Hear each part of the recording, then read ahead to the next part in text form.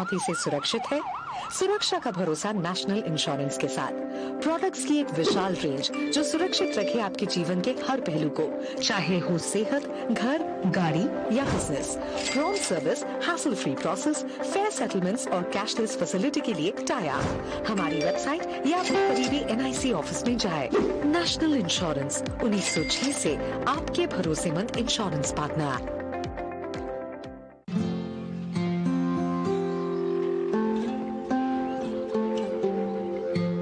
Sir, पहली coffee अम्मा के लिए।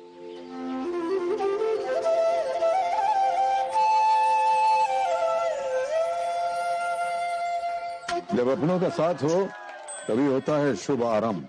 इसीलिए सिर्फ मुथूट फाइनेंस सदियों से देता आ रहा है और नई शुरुआत में अपनों जैसा भरोसा। Muthoot finance, India's #1 most trusted financial services bank. हर शुभ आरंभ में अपनों जैसा भरोसा। तो गोल्ड लोन के लिए अभी फोन कीजिए 1-800-313-1212।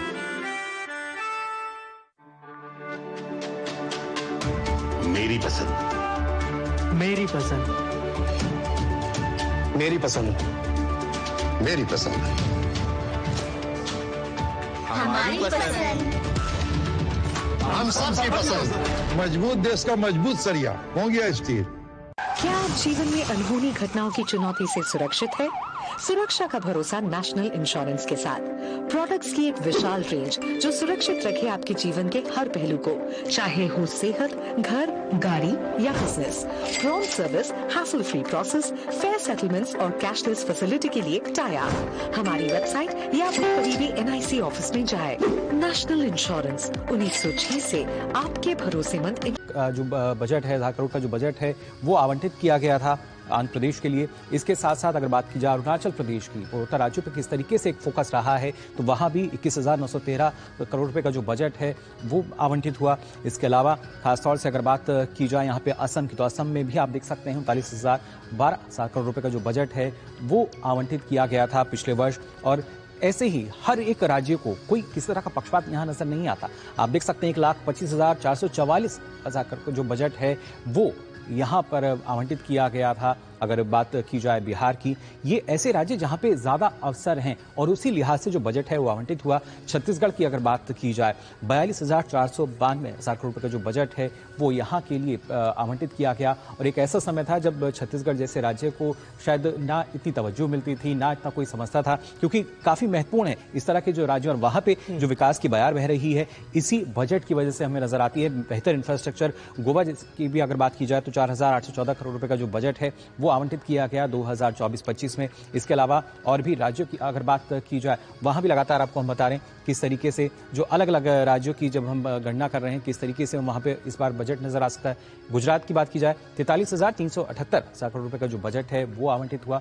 और इस बार भी हमारी उम्मीद यही है कि अलग अलग राज्यों को जो बजट है वो बेहतर स्थिति में लाएगा। हरियाणा की बात की जाए 13,632 करोड़ रुपए का जो बजट है वो पिछले साल दिया गया। इसके अलावा खासतौर से अगर हम बात करते हैं यहाँ पर हिमाचल प्रदेश की, हिमाचल प्रदेश को भी आप देख सकते हैं 10,351 करोड़ रुपए का बजट। तो यहाँ अगर बात की जाती है बजट को लेकर, जो बजट आवंटन है वो राज्य के विकास के लिए है, देश के विकास के लिए है। और उसका एक जो झलक है सीधे बजट में आप देख सकते हैं किस तरीके से अलग अलग जो राज्य हैं उनको जो बजट दिया जाता है। झारखंड की भी अगर बात की जाए 41,245 करोड़ रुपए का जो बजट है वो पिछले साल दिया गया है। इस बार भी उम्मीद लगाई जा रही है कि यहाँ भी जो महत्वपूर्ण बजट है वो नजर आ सकता है। अलग अलग राज्यों की बात की जाए तो ये तमाम बजट के आवंटन के आंकड़े हैं, किस तरीके से जो राज्य हैं उनको बजट दिया गया है निखिल। क्योंकि जब हम बात करते हैं हर एक राज्य की, क्योंकि उम्मीदें जुड़ी होती हैं, आम जनता, उस जनता जिस राज्य से आती है उस राज्य की उम्मीदें, और उन्हीं को पूरा करने के लिए लगातार हम देखते हैं कि जो बजट है उसमें उम्मीदें पूरी होती हैं। और बजट 2025 जो है उसमें भी कई ऐसी उम्मीदें हैं जो पूरी होती हुई नजर आएंगी। तमाम जो आपने आंकड़े दिखाए टच स्क्रीन के जरिए, और निश्चित तौर पर जब हम बात करते हैं राज्यों की आंचल और राज्यों की आकांक्षाएं बहुत प्रबल होती है ऐसे समय में, जिस तरह से आम लोगों की बात होती है कि भाई उनके लिए क्या मिला है। तमाम राज्य जिसको कहते हैं पलक पावड़े बिछाकर वो इंतजार कर रहे होते हैं कि हमारे लिए क्या मिलने वाला है। शुभमोई जी, कितना जरूरी है जब हम फेडरल स्ट्रक्चर की बात करते हैं और ये कहते हैं कि कई बार बहुत हैंड होल्डिंग की भी जरूरत पड़ती है, कई बार राज्यों के लिए, और कई बार तमाम योजनाओं को वहां विस्तार देने की जरूरत होती है, और इस पर भी बहुत जिसको कहते हैं कि सोच समझकर बजट आवंटित करना होता है, कैसे देखते हैं? चलिए एक मिनट, कैबिनेट में बजट प्रस्ताव मंजूर हो गया है, ये इस वक्त की बड़ी खबर बजट से जुड़ी हुई हम आपसे साझा कर रहे हैं। प्रधानमंत्री मोदी की अध्यक्षता में ये जो बैठक हुई है कैबिनेट की, उसमें बजट प्रस्ताव को मंजूरी दे दी गई है और 11 बजे अब से आधे घंटे के अंदर लोकसभा में ये महत्वपूर्ण दस्तावेज बजट के रूप में पेश किया जाएगा। तो कैबिनेट में बजट प्रस्ताव को मंजूरी मिली। सबसे पहले औपचारिक जो है वो ब्रीफिंग हुई राष्ट्रपति के द्वारा, उसके बाद प्रधानमंत्री की अध्यक्षता में ये बैठक हुई है कैबिनेट की और अब बजट प्रस्ताव को मंजूरी मिली है और अब से कुछ ही देर में बजट जो है वो 11 बजे लोकसभा में पेश किया जाएगा। शुभमय, आप अपनी बात पूरी कीजिए।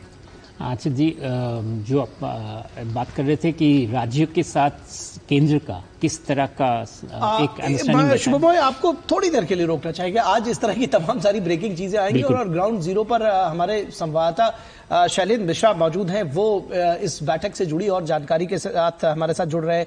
कैबिनेट की बैठक हो चुकी है, शैलेंद्र क्या जानकारी देंगे? देखिए, अब से थोड़ी देर पहले कैबिनेट की बैठक शुरू हुई थी और अब कैबिनेट में बजट प्रस्ताव को मंजूरी दी जा चुकी है। ये बड़ी खबर है। यानी हम जानते हैं कि एक पूरी प्रक्रिया होती है जब राष्ट्रपति भवन से वित्त मंत्री निकलती हैं, उसके बाद फोटो ऑप होता है संसद भवन परिसर में। जब वो प्रवेश करती हैं, वो जो मुख्य द्वार है जहां से संसद के अंदर प्रवेश किया जाता है, मकर द्वार पर हमने देखा कि मीडिया के साथ फोटो ऑप हुआ।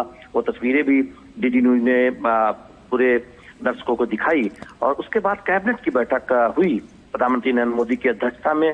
बजट पेश करने से पहले लोकसभा में बजट प्रस्ताव को पढ़ने से पहले उसकी कैबिनेट की मंजूरी औपचारिक तौर पर दी जाती है और ये बैठक इतनी गोपनीय होती है कि यहाँ तक कि जो तमाम कैबिनेट मंत्री हैं वो अपना फोन बाहर रख कर जाते हैं अंदर, एक तरह से वो एक पारदर्शिता दिखाने के लिए, एक संदेश भी देने के लिए कि देखिए कैबिनेट मंत्री भी अपना फोन जमा करके कैबिनेट प्रस्तावों की मंजूरी की बैठक में शामिल होने जाते हैं। और अब से थोड़ी देर पहले ही कैबिनेट ने बजट प्रस्तावों को मंजूरी दे दी है। तो ये एक बहुत बड़ी खबर इसलिए है क्योंकि हम जानते हैं 11 बजे लोकसभा में बजट पेश होना है। ये पहला पूर्ण बजट है तीसरे टर्म का।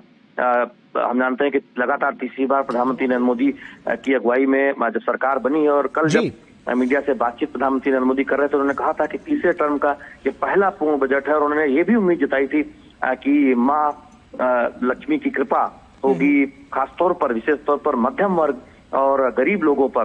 तो बड़ी उम्मीदें हैं इस बजट से और उन बजट प्रस्तावों को मंजूरी दे दी गई है। बड़ी खबर यही है कैबिनेट की बैठक में और प्रधानमंत्री नरेंद्र मोदी की अध्यक्षता में यह बैठक हुई जिसमें जो बजट प्रस्ताव है उनको मंजूरी दी गई है। तो आप सभी को इंतजार है कि जब 11 बजे बजट भाषण वित्त मंत्री निर्मला सीतारमण पढ़ेंगी लोकसभा में। ठीक है, बहुत शुक्रिया इस तमाम बातचीत और जानकारी के लिए शैलेंद्र। और एक बार वापस लौटते हैं शुभमोय भट्टाचार्य जी, आप अपनी बात पूरी करें। केंद्र और राज्य सरकारों में बजट के हम बहुत सारी चीजें देखते हैं, लेकिन बजट का जो खासकर जो पार्ट ए होता है जिसमें सारे स्कीम्स वगैरह का जो प्रधान वित्त मंत्री एक्सप्लेन करते हैं, जो खासकर भारत की जो डेवलपमेंट प्रक्रिया है, जो प्रोजेक्ट्स हैं, उन सभी चीजों के ऊपर वो जो अपना एक तरफ पिछले साल की क्या अनुभव रहे हैं और इस साल आगे चलते हुए अगले वित्त वर्ष में किस तरह का वो प्लान्स लाने हैं, ये सारे प्लान्स के में प्रमुख भूमिका निश्चित ही होता है केंद्र राज्य सरकारों का। और खासकर उसमें किस तरीके से उन सारे स्कीम्स को किस तरीके से उसका फाइनेंशियल आवंटन किया जाएगा, किस तरीके से प्रोजेक्ट मैनेजमेंट का द्वारा उसमें लाया जाएगा, क्या बदलाव उनमें लाने हैं होते हैं। जैसे पिछले साल वित्त मंत्री ने एक बहुत इंपॉर्टेंट अनाउंसमेंट किए थे कि हमारी जो इकोनॉमिक पॉलिसी है इन पर वो एक स्टेटमेंट, एक टिप्पणी देना चाहते हैं साल में। तो वो टिप्पणी भी अभी इस साल के बजट में आएगा कि उन्होंने क्या क्या उपलब्धियां उस बारे में उन्होंने जाहिर किए हैं, क्या प्लान्स किए हैं। और इस पर राज्यों के साथ जैसे आप देख रहे हैं बहुत सारे राज्य पिछले साल बिहार, आंध्र प्रदेश, इन सारे राज्यों में कई सारे स्कीम्स गए थे। बहुत सारे दूसरे स्कीम्स उभरते हुए वीकर स्टेट्स के लिए किए गए थे। इन सारी जो स्कीम्स हैं वो सारे स्कीम्स के साथ राज्य क्या होता है कि राज्य सरकार इन सभी स्कीम्स के जो पटल में रखा जाएगा उसके बेसिस पे अगले एक महीने के अंदर फरवरी में और मार्च में अपना जो बजट लाएंगे क्योंकि उनका भी बजट खत्म करना है बाय 31 मार्च। उनके सारे जो प्लान्स होंगे वो इस सेंट्रल बजट से जुड़े हुए होंगे। इसलिए सेंट्रल गवर्नमेंट के साथ स्टेट गवर्नमेंट्स के बजट पूरी अगर जब हम देखते हैं, और जैसे कपूर साहब जैसे मेजर स्टेटमेंट्स जब वो एनालाइज करते हैं तो आई एम श्योर वो देखते हैं कि सारे बजट्स को एक साथ मिला के वो एनालाइज करते हैं। उनके एक बहुत सारे लेख में उन्होंने इन चीज़ों को काफ़ी जिक्र किया है कि किस तरीके से दोनों चीज़ों को एक साथ पढ़ने से ही बजट का सही रूपरेखा आता है। सिर्फ आज से शुरू होता है और 31 मार्च तक चलता है सारे स्टेट्स के बजट्स।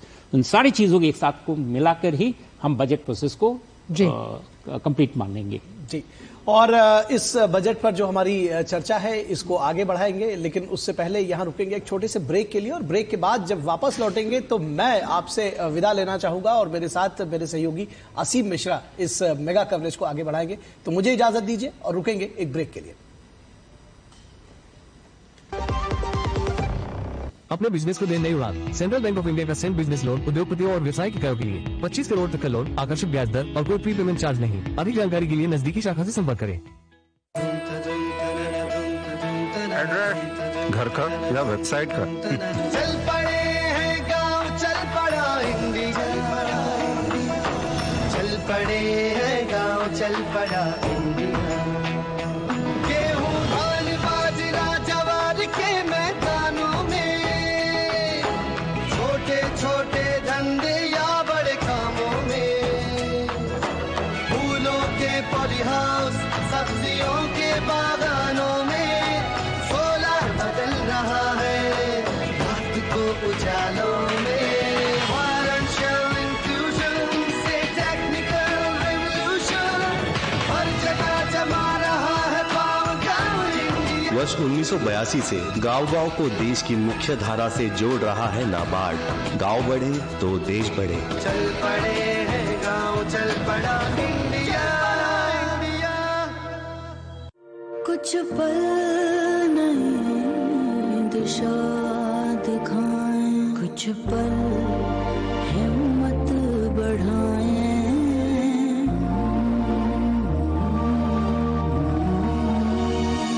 मंजिल नहीं फिर दूर जब कुछ पल साथ बिताएं। तुम्हारे साथ बिताए हुए पल मेरे साथ रहेंगे जिंदगी भर।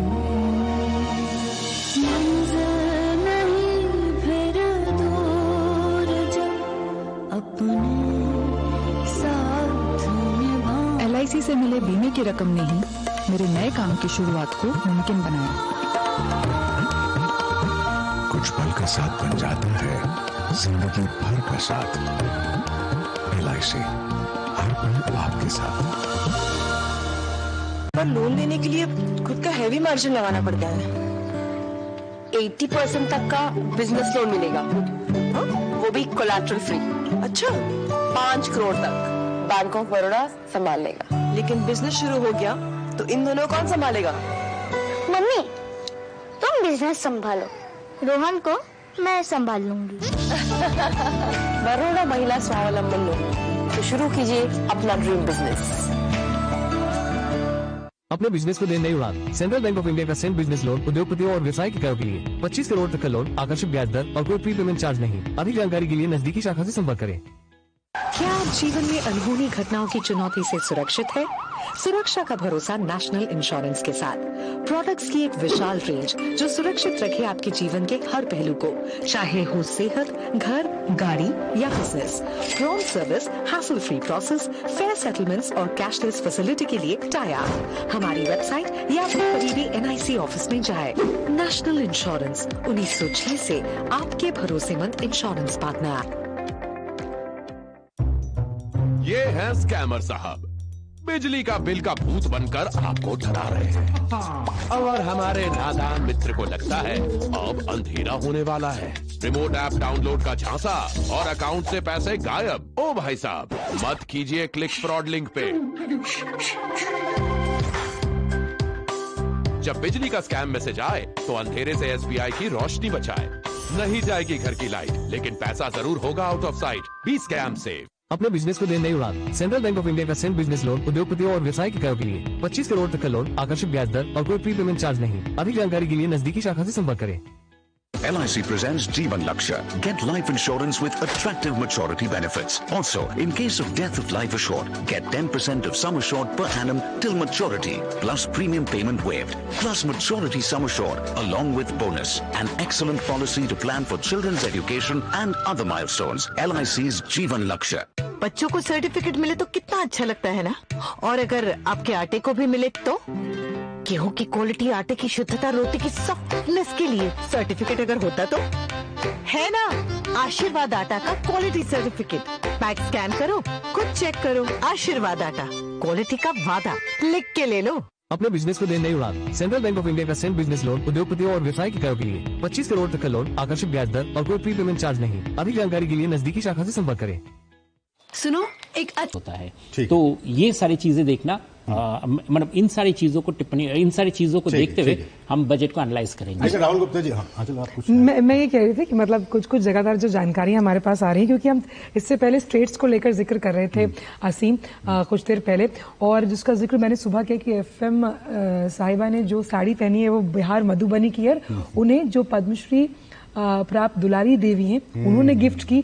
तो कहीं ना कहीं जब वो स्टेट्स के समावेशन की बात करते हैं, उनसे आग्रह किया गया था कि भैया आप आज बजट के दिन पहने, तो ये स्टेट्स का वो समावेशन इस सोच में नजर आता है। तो आप देखिए कि वित्त मंत्री साहिबा की पद की गरिमा है, उसको ध्यान में रखते हुए और ये सोच को आगे लेकर कोऑपरेटिव फेडरलिज्म, एक स्टेट से और वहाँ की जो कलाकार है, जो कलाकारी है, वो साड़ी अगर पहन रही हैं तो वो रिफ्लेक्ट भी कर रहा है किस तरह से वो सारी चीजें। लेकिन राहुल जी, जो मेरा सवाल वो ये, जैसा कि शुभा ने कहा कि वो सारी चीजें हैं, लेकिन AI है और सर्विस सेक्टर आपने कहा। कल चीफ इकोनॉमिक एडवाइजर ने अपने इकोनॉमिक सर्वे में एग्रीकल्चर सेक्टर की बात की और उन्होंने कहा कि ड्यूरिंग कोविड भी हमने, अगर इंडियन इकोनॉमी को किसी ने संभालने का काम किया तो एग्रीकल्चर सेक्टर ने काम किया क्या। और उन्होंने कहा कल की जो एग्रीकल्चर सेक्टर है वो सेक्टर ऑफ द फ्यूचर। ऐसे में हम इस बजट के थ्रू भी और आने वाले दिनों में भी क्या हम ये कह सकते हैं कि हमारा जो एग्रीकल्चर सेक्टर है वो और भी फॉर्मलाइज होगा और हम उसमें और भी काफी मात्रा में एक्सपोर्ट कर पाएंगे? देखिए, ग्रीन रेवोल्यूशन दोबारा आने की दिखने वाली बात दिखती है। रीजन क्या है कि उस समय शुरू के दशक के अंदर, भारत के अंदर 60 और 70 के दशक में प्रोडक्टिविटी इंक्रीज करने के ऊपर फोकस था। आज वर्ल्ड के अंदर क्वालिटी फूड की बहुत बड़ी डिमांड है। भारत बड़ा एक्सपोर्टर है ऑर्गेनिक फूड के अंदर। तो मेरा मानना है आर्टिफिशियल इंटेलिजेंस यूज करके प्रोडक्टिविटी इंप्रूव करने के ऊपर काफी फोकस है सरकार का। टेक्नोलॉजी सरकार अभी तो ड्रोन का हम इस्तेमाल कर रहे हैं, ड्रोन का इस्तेमाल, वो तो सिर्फ फिजिकल एक्सेस की बात हो रही है। थोड़ा अगर बायोजेनेटिक वगैरह के अंदर मुझे लगता है अगर आर्टिफिशियल इंटेलिजेंस यूज होगी, जैसे पिछले 20-25 दिन से वर्ल्ड ओवर आ रहा है। आई थिंक पिछली बार था कि 167 ऐसी फसलें थी जिनको क्लाइमेट रिजिलियंट बनाया गया, और अभी भी ये उम्मीद है कि जो तमाम मिशन चलाए जा रहे हैं, चाहे दलहन हो या तिलहन, उनको कैसे आगे लेकर जाया जाए।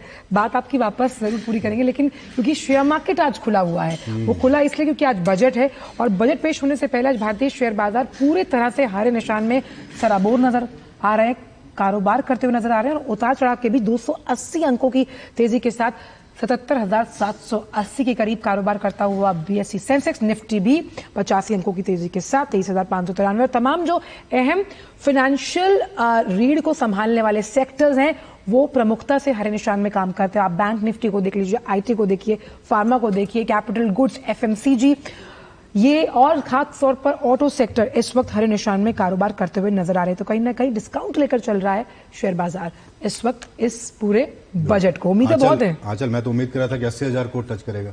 चले, अभी तो दिन है ना, अभी तो आगे रहेगा। कुछ निकल कर सामने आता है। हम इस पे चर्चा करें, लेकिन इस पे एक प्रतिक्रिया आपसे राहुल जी, कैसे देखते हैं? अभी 77,000 के ऊपर कारोबार कर रहा है। देखिए, सरकार कंजम्पशन पक्का इस बार प्रमोट करेगी। सरकार जरूर ऐसा करेगी कि डायरेक्ट टैक्स कम करके या किसी तरह लोग कंजम्पशन के ऊपर फोकस करें, इतना डर के पीछे ना हटे। तो वो देखते ही तो अपने आप स्टॉक मार्केट में कुछ घट रहा है तो आपकी जेब में कुछ बढ़ रहा है तो आप खर्चेंगे। ये चीज शुभमो यहाँ बेहतर बता पाएंगे, क्योंकि कि परचेजिंग पावर को बढ़ाने के लिए क्रेडिट ऑफटेक की जरूरत है, हम सभी जानते हैं। हमने ये देखा जो कल चीफ इकोनॉमिक एडवाइजर साहब ने कहा कि भाई रूरल इकोनॉमी बाहर आ रही है, खर्च रही है, और ये अपने आप में एक अपटिक है, सकारात्मक है, क्योंकि इसका सीधा असर आपके FMCG और ऑटो सेक्टर पर पड़ता है। इसे किस तरह से देखते हैं कि जो डोमेस्टिक कंजम्पशन है उसको और बढ़ाया जाएगा?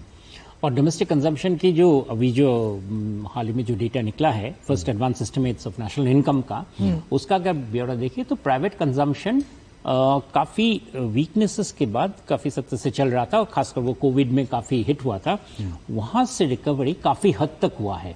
यानी कि जो कंजम्पशन बिहेवियर है वो इकोनॉमी में जोर पकड़ रहा है। आपने सही कहा कि रूरल इकोनॉमी में सबसे पहले उसका असर दिखने को मिला है, अर्बन कंजम्पशन में अभी धीरे धीरे उसका इफेक्ट आ रहा है। साथ में आप देखेंगे कि हाउस होल्ड्स में जो अभी हाउस होल्ड कंजम्पशन एक्सपेंडिचर की जो डेटा आई है वो एक इंटरेस्टिंग डेटा दिखाता है। वो ये दिखा रहा है कि हमारे जो मिडिल इनकम और जो लोअर इनकम ग्रुप्स हैं उसमें हम एक्सपेक्ट कर रहे थे कि कंजम्पशन के ऊपर इम्पैक्ट आया है और वो वीक हो गए हैं।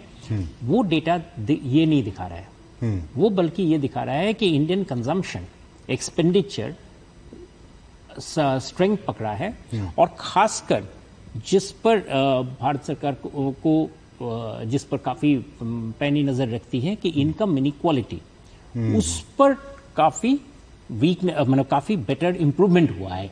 यानी कि लोगों में इनकम की जो प्रेशर थी वो कम हो रही है। तो और ये इनकम का प्रेशर तभी कम होता है जब एम्प्लॉयमेंट बढ़ रहा है, जिसका आपका डेटा इकोनॉमिक सर्विस से भी आता है कि एम्प्लॉयमेंट का जो रेट है वो बढ़ा है, यानी कि अनएम्प्लॉयमेंट का जो इम्पैक्ट है वो कम हुआ है। ये सारे चीजें बेसिकली हमें क्या बताता है कि कोविड का जो इकोनॉमी के ऊपर काफी जोर का जो इम्पैक्ट हुआ था, जिससे काफी चीजें तितर बितर हो गए थे, वो अपने आप हट गए हैं और इकोनॉमी अभी अपने जो जिसे कहते हैं पोटेंशियल आउटपुट की तरफ बढ़ रहा है। इसीलिए ग्रोथ की जो कल जो एस्टिमेट है, जो पहले भी नेशनल इनकम एस्टिमेट्स ने दिया है, सो मैं इसमें ये आपसे जानना चाह रहा हूँ कि रिपोर्ट में ये भी है कि जो रूरल जो मार्केट्स है या रूरल जो एक्सपेंडिचर है, लोग वहाँ पे जो उसकी जो कैपेसिटी है उसमें काफी बढ़ोतरी हुई है रूरल हाउस होल्ड्स की। इसमें जो गवर्नमेंट की स्कीम्स है उन्होंने काफी अहम रोल प्ले किया। खासकर आप एक चीज देखेंगे कि हम जब रूरल बताते हैं ना, भारत अभी काफी अर्बनाइजिंग है, तो हम बहुत सारे इलाके को अभी भी रूरल मान के चलते हैं जो एक्चुअली सेमी अर्बन हो गए हैं। इसीलिए उसको हम ये रूरल और अर्बन का डिफरेंशिएट करके ना चले, हम उसको मान के चले कि ये भी वो सारे जो इलाके हैं जिसको हम भारत बोलते हैं, जो मेट्रोस नॉन मेट्रो इलाके हैं, उन इलाकों में कंजम्पशन बढ़ रहा है और उस पे इम्पैक्ट आ रहा है गवर्नमेंट स्कीम्स के, जो गवर्नमेंट स्टेप्स के जो हैं, ये सारे इन सारे में खासकर जो एम्प्लॉयमेंट का जो फिगर्स हैं वो दिख रहा है। एंड इसीलिए आपको वो सारे जैसे कहते हैं सेमी अर्बन एरियाज में ये फर्क आपको बहुत ज्यादा नजर आ रहे हैं। तो उन जिसके बाद प्रेसिडेंट ने भी कल की थी about the new middle class कि इनका इस तादाद की किस तरह का भूमिका रहा है, इनके ऊपर क्या इफेक्ट हो रहा है, ये भारत में एक बहुत बड़ा इम्पोर्टेंट चीज है। ये आपने बहुत अच्छी बात कही, क्योंकि लगातार ये कई बार कहा जाता है कि भाई या तो अपर क्लास है या लोअर क्लास है, लेकिन अब ये न्यू मिडिल क्लास जो है, क्योंकि जिन कई स्कीम्स के बारे में अगर हमें जानकारी नहीं भी है तो आप असीम देखिए कि आप जब सेमी अर्बन या अर्बनाइज्ड कल्चर की अगर हम बात करते हैं तो उनको ये तमाम जो सुविधाएं या सरकार द्वारा जो चलाई गई स्कीमें जो उनके कल्याण के लिए हैं वो मालूम होती हैं। उसमें एक बात और भी ऐड करना चाहूंगा श्रोमोय, जो रिपोर्ट्स आई आरबीआई की उसमें यह कहा गया कि बीते महीनों में पोस्ट कोविड जो बैंक की तरफ से जो क्रेडिट इनफ्लो है वो भी काफी बढ़ा है, और वो बढ़ा है सेमी अर्बन जो आप जिसको कह रहे हैं उधर काफी ज्यादा बढ़ा है। खासकर आप देखेंगे क्रेडिट लेने की जो रिस्क है वो काफी बढ़ी हुई है। खासकर जो रिटेल लोन्स हैं वो उसकी तादाद बढ़ रहे हैं। वो एक अपने आप में बैंकिंग सेक्टर के लिए एक चैलेंज भी है, क्योंकि ये न्यू वो सर ईमानदार होते हैं, वो दे देते हैं उसमें से लेकिन वो जरूर देते हैं, लेकिन उनका जाके उनके सपोर्टिंग पावर काफी कम रहता है, इसीलिए उनके लिए हैंड होल्डिंग बहुत जरूरी है, जो हमारे बैंकिंग सेक्टर को अभी धीरे धीरे अभी जो रिपोर्ट है इसमें एनपीए तो कम हुआ है, हालांकि बिल्कुल डिफॉल्टर्स को अभी पकड़ने के लिए भी थोड़ा और बिल्कुल डिफॉल्टर्स में वो लोग नहीं आते हैं, उनका ये छोटे इनकम, ये छोटे इनकम बैंक को कमजोर जरूर कर देते हैं। बिल्कुल डिफॉल्टर्स की बात करते हैं, लेकिन वो तो बड़े वाले हैं। यहाँ पर ये भी समझने की हमें जरूरत है, होम लोन ले रखा ना, आप ईएमआई देती है ना, बिल्कुल ये तो आम आदमी देगा, ये तो काम है, देना हमें तो देना ही पड़ेगा। चलिए राहुल जी, यहाँ चलिए वापस आऊंगी आपके पास, क्योंकि ये भी लगातार जो खबरें आ रही हैं वो भी दर्शकों से साझा करना जरूरी है। तो केंद्रीय मंत्री किरेन रिजिजू ने बजट को लेकर वित्त मंत्री के रूप में ये कहा कि भाई निर्मला सीतारमण इस वक्त 8वीं बार बजट पेश कर रही हैं। उन्होंने कहा कि दुनिया मुश्किल परिस्थितियों में भी भारतीय अर्थव्यवस्था की अगर बात करें तो मजबूती के साथ आगे बढ़ रही है। आइए सुनवाते हैं। पूरा देश देख रहा है और पूरा दुनिया में मुश्किल हालात में भी भारत का अर्थव्यवस्था बिल्कुल संभलते हुए आगे तेजी से बढ़ रही है, तो ये देख रहा है। तो आज निर्मला सीतारमण जी का भी एक रिकॉर्ड नंबर्स ऑफ बजट फिर से एक पेश होगी, तो मैं मानता हूँ कि एक अच्छा माहौल में बजट आएंगे। हम सब इंतजार है और अभी बजट पेश होने वाले हैं। तो केंद्रीय मंत्री किरेन रिजिजू काफी पॉजिटिव और इस बजट को लेकर काफी वो सकारात्मक नजर आ रहे हैं। और इस सबके बीच इंडियन मर्चेंट्स चैम्बर मुंबई के उपाध्यक्ष सुनीता रामनाथकर ने केंद्रीय बजट 2025 की अपेक्षाओं पर कहा है कि उन्हें उम्मीद है कि एमएसएमई सेक्टर और दूसरे सेक्टर्स के लिए इस बजट में बहुत कुछ पॉजिटिव होगा। आइए सुनते हैं। मेरे को इस बजट से डेफिनेटली एक पॉजिटिव तरीके का फीलिंग है इन terms of MSME sectors, in terms of development of skill, in terms of managing the reduction in inflation. GDP का भी ग्रोथ मेरे को लगता है 6.4 से 6.8% तक हो सकता है। Women और स्किल डेवलपमेंट में बहुत फोकस आ सकता है यहाँ पे, because they definitely want to encourage gender equity. Renewable energy और EVs में मेरे को बहुत ज़्यादा बढ़ोतरी दिख रही है। कॉर्पोरेट टैक्स का रिडक्शन हो सकता है वहाँ पे रिन्यूएबल एनर्जी में। मैन्युफैक्चरिंग के पॉइंट ऑफ व्यू से बहुत yield in terms of making sure that ease of doing business for manufacturing of renewable sources of energy, battery production, solar power, solar plants in that perspective, solar panels. इसके अलावा green energy के अलावा agriculture में भी काफ़ी बढ़ोतरी मेरे को दिख रही है वहाँ। तो ये कुछ अहम बातें, लेकिन इस पे एक राहुल जी आपसे प्रतिक्रिया लेना चाहूंगा। जो ये मैडम कह रही थी, ये सारी चीजें क्या हम एक्सपेक्ट करें कि बजट से हमें मिल सकती है? देखिए, कंजम्पशन और इकोनॉमी इम्पेटस ही बजट का काम होता है। बजट का काम होता है अगले एक साल तक। इंटरिम में देखा, लेकिन अब इसमें और कितना विस्तारीकरण है ये देखना जरूरी है। इंटरिम पिछले साल था, उसके बाद तो बहुत सारे बदलाव हैं दुनिया में। मतलब 15-20 दिन में ही इतने बदलाव हैं, बाकी तो छोड़िए। तो घर पे बैठ के यदि इंसान भारत सरकार ये रियलाइज करेगी सर्विस एक्सपोर्ट के अंदर आर्टिफिशियल इंटेलिजेंस की प्रमोशन के लिए कोई भी घर पे बैठ के डेवलपमेंट करके इंटरनेशनली बेच सके, ये बहुत बड़ा स्कोप है हमारे जैसे देश के लिए। साउथ ईस्ट एशिया में हम अंग्रेजी का काफी इस्तेमाल करते हैं, तो दुनिया में जहां पे भी सर्विस एक्सपोर्ट होना है आर्टिफिशियल इंटेलिजेंस से रिलेटेड, वहां पर ये बहुत क्रिटिकल है। जो स्टार्टअप्स AI में आना चाह रहे हैं उनके लिए मुझे लगता है डायरेक्ट टैक्स एग्जेम्पशन, जैसे पीछे कुछ सालों पहले स्टार्टअप के अंदर 100% एग्जेम्पशन थी, उस तरह की कुछ आर्टिफिशियल इंटेलिजेंस के अंदर मुझे लगता है दोबारा इनकम टैक्स एग्जेम्पशन। और मेरा ऐसा मानना है कहीं ना कहीं GST चेन के अंदर भी उन्हें किसी तरह का बेनिफिट दिया जाएगा।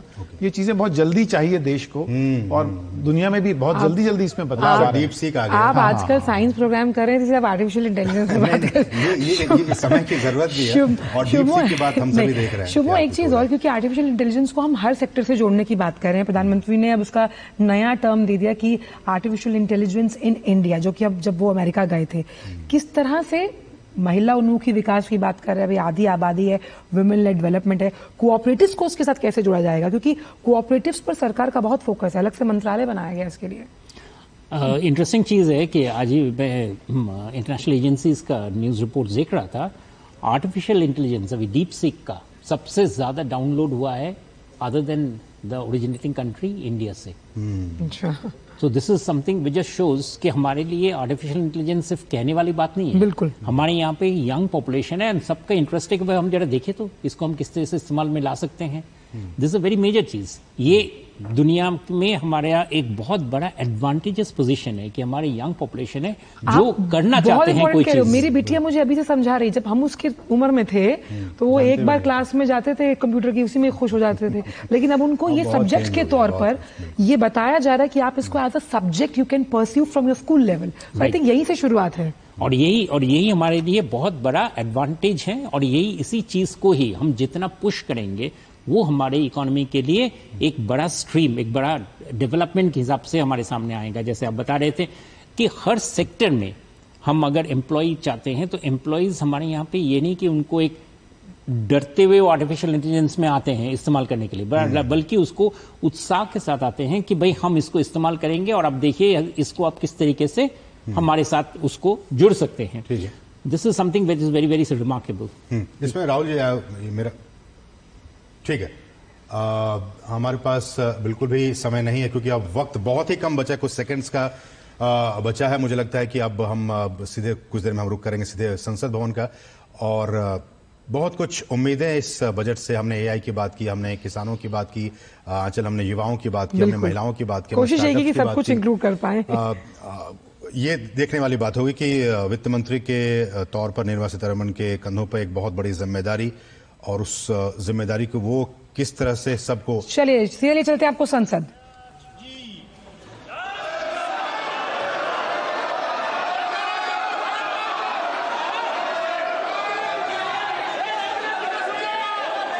माननीय सदस्यगण,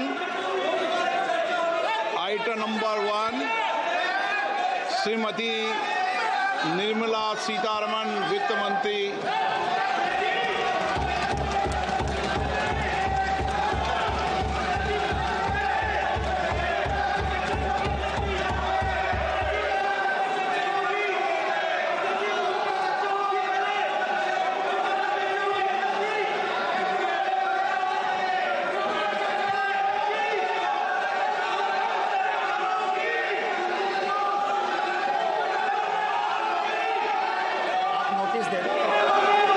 सदस्यगण, बजट के बाद राज्यपाल अभिभाषण में आपको पर्याप्त अवसर दूंगा।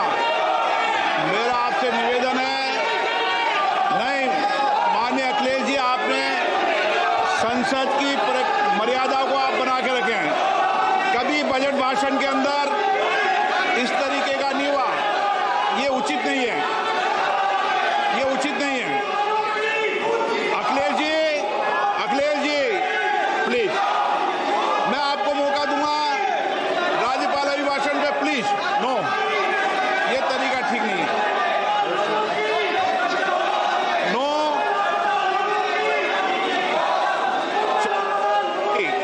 राज्यपाल अभिभाषण पे चर्चा होगी। नो तरीका। Honorable Speaker, I present the budget for 25-26. This budget continues our government's efforts to A. Accelerate growth, B. Secure inclusive development, C. Invigorate private sector investments, D. Uplift household sentiments, and E. Enhance spending power of India's rising middle class. Together, we embark on a journey to unlock our nation's tremendous potential for greater prosperity and global positioning under the leadership of Honorable Prime Minister Shri Narendramodi. As we complete the first quarter of the 21st century, continuing geopolitical headwinds suggest lower global economic growth over the medium term. However, aspiration for a Vikasit Bharat inspires us, and the transformative work we have done during our government's first 2 terms guides us to march forward resolutely. Our economy is the fastest growing among all major economies. Our development track record for the past 10 years and structural reforms have drawn global attention. Confidence in India's capability and potential has only grown in this period. We see the next 5 years as a unique opportunity to realize Sabka Vikas, stimulating balanced growth of all regions. The great Telugu poet and playwright Gurujada Apparao had said, "Deshamante matti kadoy, deshamante manushuloy," meaning a country is not just its soil, a country is its people. In line with this, for us, Vikasit Bharat encompasses zero poverty, 100% quality good school education, access to high quality, affordable and comprehensive health care, 100% skilled labor with meaningful employment, 70% women in economic activities, and farmers making our country the food basket of the world. In this budget, the proposed development measures span 10 broad areas focusing on Garib, youth, Annadata, and Nari, spurring agricultural growth and productivity, building rural prosperity and resilience, taking everyone together on an inclusive growth path, boosting manufacturing and furthering Make in India, supporting MSMEs, enabling employment-led development, investing in people, economy, and innovation, securing energy supplies, promoting exports, and nurturing innovation. For this journey of development, our four powerful engines are agriculture, MSME, investments, and exports. The fuel, our reforms, our guiding spirit, inclusivity, and the destination, Vikasit Bharat. This budget aims to initiate transformative reforms across 6 domains. During the first 5 years, these will augment our growth potential and global competitiveness. The domains are taxation, power sector, urban development, mining, financial sector, and regulatory reforms. Agriculture as the first engine. Now I move to specific proposals, beginning with agriculture as the first engine.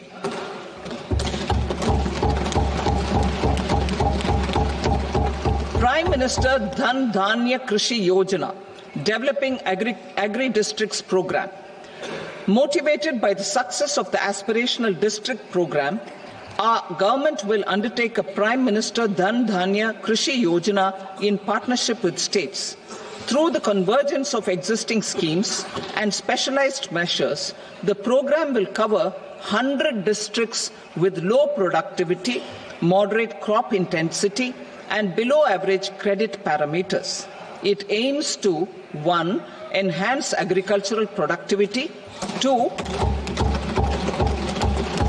Adopt crop diversification and sustainable agricultural practices, 3. Augment post-harvest storage at the panchayat and block level, 4. Improve irrigation facilities, and 5. Facilitate availability of long-term and short-term credit. This program is likely to help 1.7 crore farmers. Building rural prosperity and resilience. A comprehensive multi-sectoral rural prosperity and resilience program will be launched in partnership with the states. This will address underemployment in agriculture through skilling, investment, technology, and invigorating the rural economy. The goal is to generate ample opportunities in rural areas so that migration is an option but not a necessity. The program will focus on rural women, young farmers, rural youth, marginal and small farmers, and landless families. The details are in Annexure A.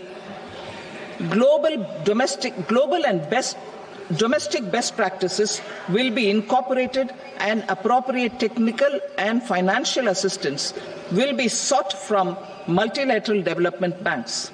In Phase 1, 100 developing agri-districts will be covered. Atmanirbharta in pulses. Our government is implementing the National Mission for Edible Oilseed for achieving Atmanirbharta in edible oils. Our farmers have the capability to grow enough for our needs and more. 10 years ago, we made concerted efforts and succeeded in achieving near self-sufficiency in pulses. Farmers responded to the need by increasing the cultivated area by 50%, and government arranged for procurement and remunerative prices. Since then, with rising incomes and better affordability, our consumption of pulses has increased significantly. Our government will now launch a 6-year mission for Atmanirbharta in pulses with a special focus on Tuar, Urad and Masu. Details are in Annexure B.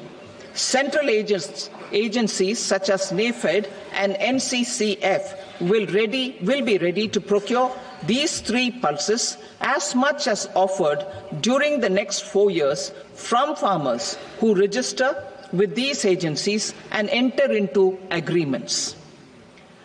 Comprehensive program for vegetables and fruits.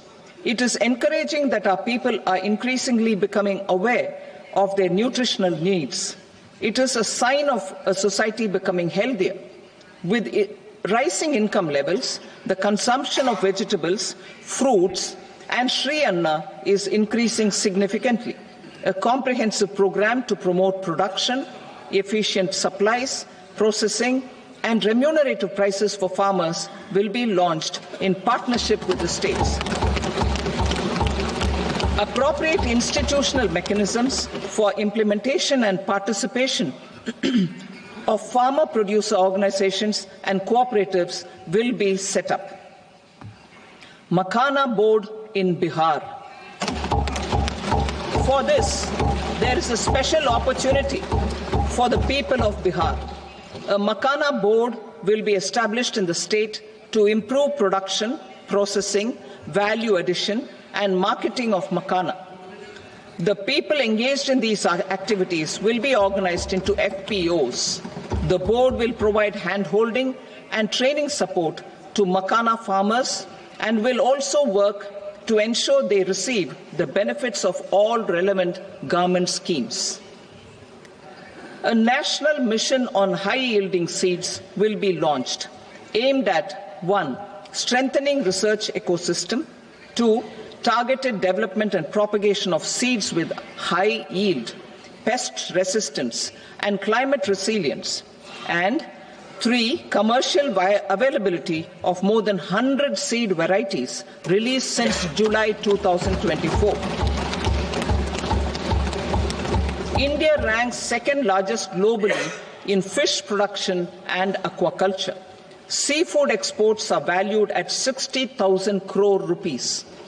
To unlock the untapped potential of the marine sector, our government will bring in an enabling framework for sustainable harnessing of fisheries from Indian Exclusive Economic Zone and high seas, with a special focus on the Andaman and Nicobar and Lakshadweep Islands. For the benefit of lakhs of cotton growing farmers, I am pleased to announce a mission for cotton productivity.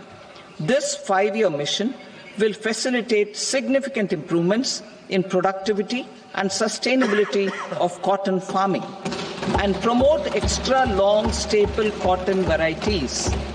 The best of science and technology support will be provided to farmers. Aligned with our integrated 5F vision for the textile sector, this will help in increasing incomes of the farmers and ensure a steady supply of quality cotton for rejuvenating India's traditional textile sector. Kisan credit cards facilitate short-term loans for 7.7 crore farmers, fishermen, and dairy farmers. The loan limit under modified interest subvention scheme will be enhanced from 3 lakh rupees to 5 lakh rupees for loans taken through the KCC. For Atmanirbharta in urea production, our government had reopened 3 dormant urea plants in the eastern region. To further augment urea supply, a plant with annual capacity of 12.7 lakh metric tons will be set up at Namrup in Assam.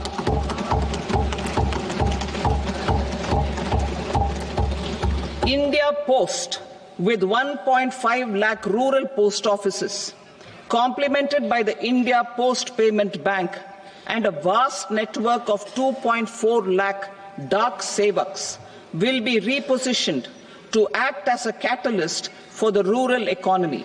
Details are at Annexure C. India Post will also be transformed as a large public logistics organization. This will meet the rising needs of Vishwakarmas, new entrepreneurs, women, self-help groups, MSMEs, and the large business organizations. Our government will provide support to NCDC for its lending operations for the cooperative sector. MSMEs as the second engine. Now I move to MSMEs as the second engine, which encompasses manufacturing and services with a focus on MSMEs numbering 5.7 crores. Currently, over 1 crore registered MSMEs, employing 7.5 crore people and generating 36% of our manufacturing, have come together to position India as a global manufacturing hub. With their quality products, these MSMEs are responsible for 45% of our exports. To help them achieve higher efficiencies of scale, technological upgradation, and better access to capital, the investment and turnover limits for classification of all MSMEs will be enhanced to 2.5 and 2 times respectively. This will give them the confidence to grow and generate employment for our youth.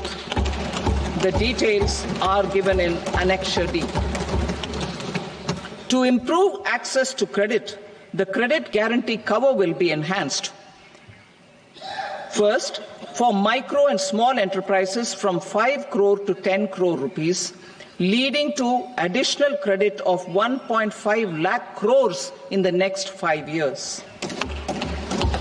Second, for startups from 10 crore rupees to 20 crore rupees, with the guarantee fee being moderated to 1% for loans in 27 focus sectors which are important for Atmanirbhar Bharat. And for well-run exporter MSMEs, for term loans up to 20 crore rupees. Also for the micro enterprises, we will introduce customized credit cards with a 5 lakh rupee limit for micro enterprises registered on Udyam portal. In the first year, 10 lakh such cards will be issued. Fund of funds for startups. The Alternate Investment Fund, AIFs, for startups have received commitments of more than 91,000 crores rupees. These are supported by the fund of funds set up with the Government of India's contribution of 10,000 crore rupees. Now, a new fund of funds with expanded scope and a fresh contribution of another 10,000 crore rupees will be set up. A new scheme will be launched for 5 lakh women, scheduled castes and scheduled tribes, first-time entrepreneurs. This will provide term loans up to 2 crore rupees during the next 5 years. The scheme will incorporate lessons from the successful Stand Up India scheme. Online capacity building for entrepreneurship and managerial skills will also be organized. Measures for labor-intensive sectors. To promote employment and entrepreneurship opportunities in labor-intensive sectors, our government will undertake specific policy and facilitation measures. To enhance the productivity, quality, and competitiveness of India's footwear and leather sector, a focused product scheme will be implemented. The scheme will support design capacity, component manufacturing, and machinery required for production of non-leather quality footwear, besides the support for leather footwear and products. The scheme is expected to facilitate employment for 22 lakh persons, generate over 4 lakh crore rupees, and exports of over 1.1 lakh crore rupees. Measures for the toys sector. Building on the National Action Plan for Toys, we will implement a scheme to make India a global hub for toys. The scheme will focus on development of clusters, skills, and a manufacturing ecosystem that will create high-quality, unique, innovative, and sustainable toys that will represent the Made in India brand. Support for food processing. In line with our commitment towards Purvodaya, we will establish a National Institute of Food Technology, Entrepreneurship and Management in Bihar. The institute will provide a strong fillip to food processing activities in the entire eastern region. This will result in 1. Enhanced income for the farmers through value addition to their produce, and 2. Skilling entrepreneurship and employment opportunities for the youth. Manufacturing mission, furthering Make in India. Our government will set up a national manufacturing mission covering small, medium and large industries for furthering Make in India by providing policy support, execution roadmaps, governance and monitoring framework for central ministries and states. Details are in Annexure E. Given our commitment to climate-friendly development, the mission will also support clean tech manufacturing. This will aim to improve domestic value addition and build our ecosystem for solar PV cells, EV batteries, motors and controllers, electrolyzers, wind turbines, very high voltage transmission equipment and grid-scale batteries. Investment as the third engine. Now I move to investment as the third engine, which encompasses investing in people, investing in the economy, and investing in innovation. Investing in people. Saksham Anganwadi and Poshan 2.0. Saksham Anganwadi and Poshan 2.0 program provides nutritional support to more than 8 crore children, 1 crore pregnant women and lactating mothers all over the country, and about 20 lakh adolescent girls in aspirational districts and the Northeast region. The cost norms for these nutritional support will be enhanced appropriately. Atal Tinkering Labs. 50,000 Atal Tinkering Labs will be set up in government schools in the next 5 years to cultivate the spirit of curiosity and innovation and foster a scientific temper among young minds. Broadband connectivity to government secondary schools and PHCs. Broadband connectivity will be provided to all government secondary schools and primary health centers in rural areas under the BharatNet project. Bharatiya Bhasha Pustak Scheme. We propose to implement a Bharatiya Bhasha Pustak scheme to provide digital form Indian language books for schools and for higher education. This aims to help students understand their subjects better and in their language. National Centers of Excellence for Skilling. Building on the initiative announced in the July 24 budget, 5 national centers of excellence for skilling will be set up with global expertise and partnerships to equip our youth with the skills required for Make for India, Make for the World manufacturing. The partnership will cover curriculum design, training of trainers, and a skills certification framework and periodic reviews. Expansion of capacity in IITs. Total number of students in 23 IITs has increased 100% from 65,000 to 1.35 lakh in the past 10 years.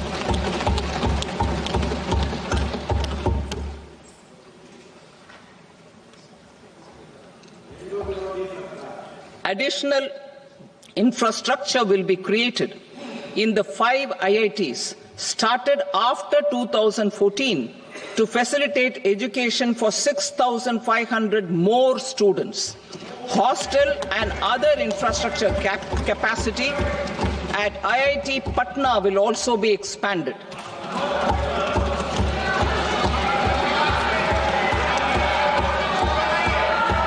Center of Excellence.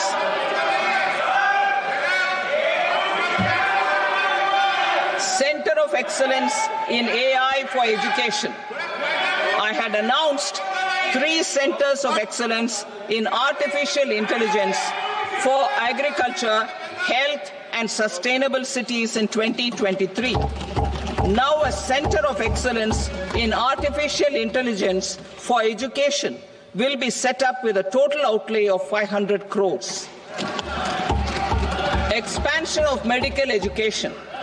Our government has added almost 1.1 lakh undergraduate and postgraduate medical education seats in 10 years, an increase of 130%. In the next year, 10,000 additional seats will be added in medical colleges and hospitals towards the goal of adding 75,000 seats in the next 5 years.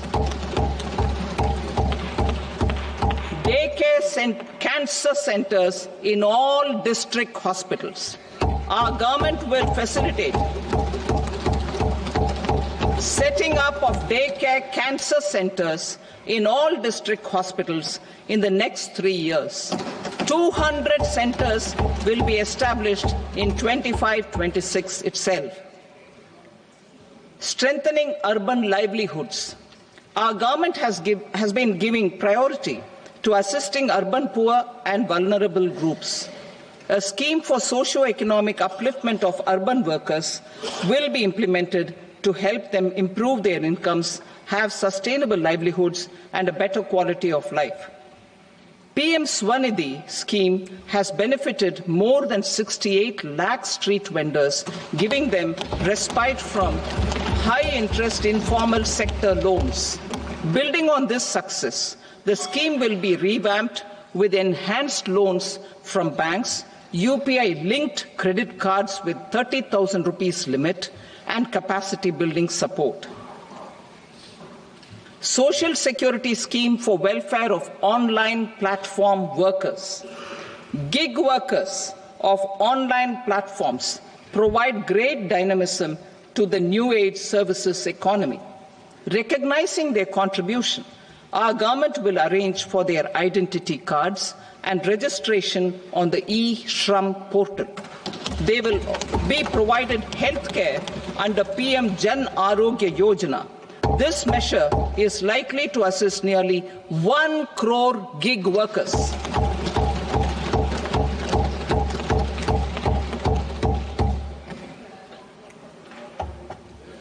Investing in the economy. Public-private partnership in infrastructure.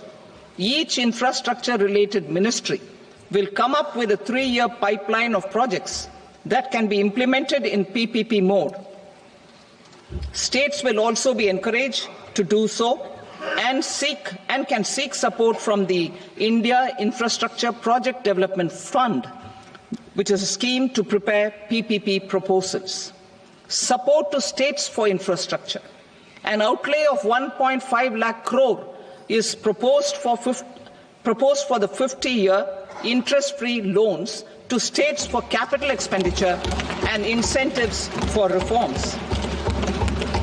Building on the success of the first asset monetization plan announced in 2021, the second plan for 2025 to 30 will be launched to plow back capital of 10 lakh crore in new projects. Regulatory and fiscal measures will be fine-tuned to support the plan. Jal Jeevan Mission. Since 2019, 15 crore households, representing 80% of India's rural population, have been provided access to portable tap water connections. To achieve 100% coverage, I am pleased to announce the extension of this mission until 2028 with an enhanced total outlay. The mission's focus will be on the quality of infrastructure and O&M of rural piped water supply schemes through Jan Bhagidari.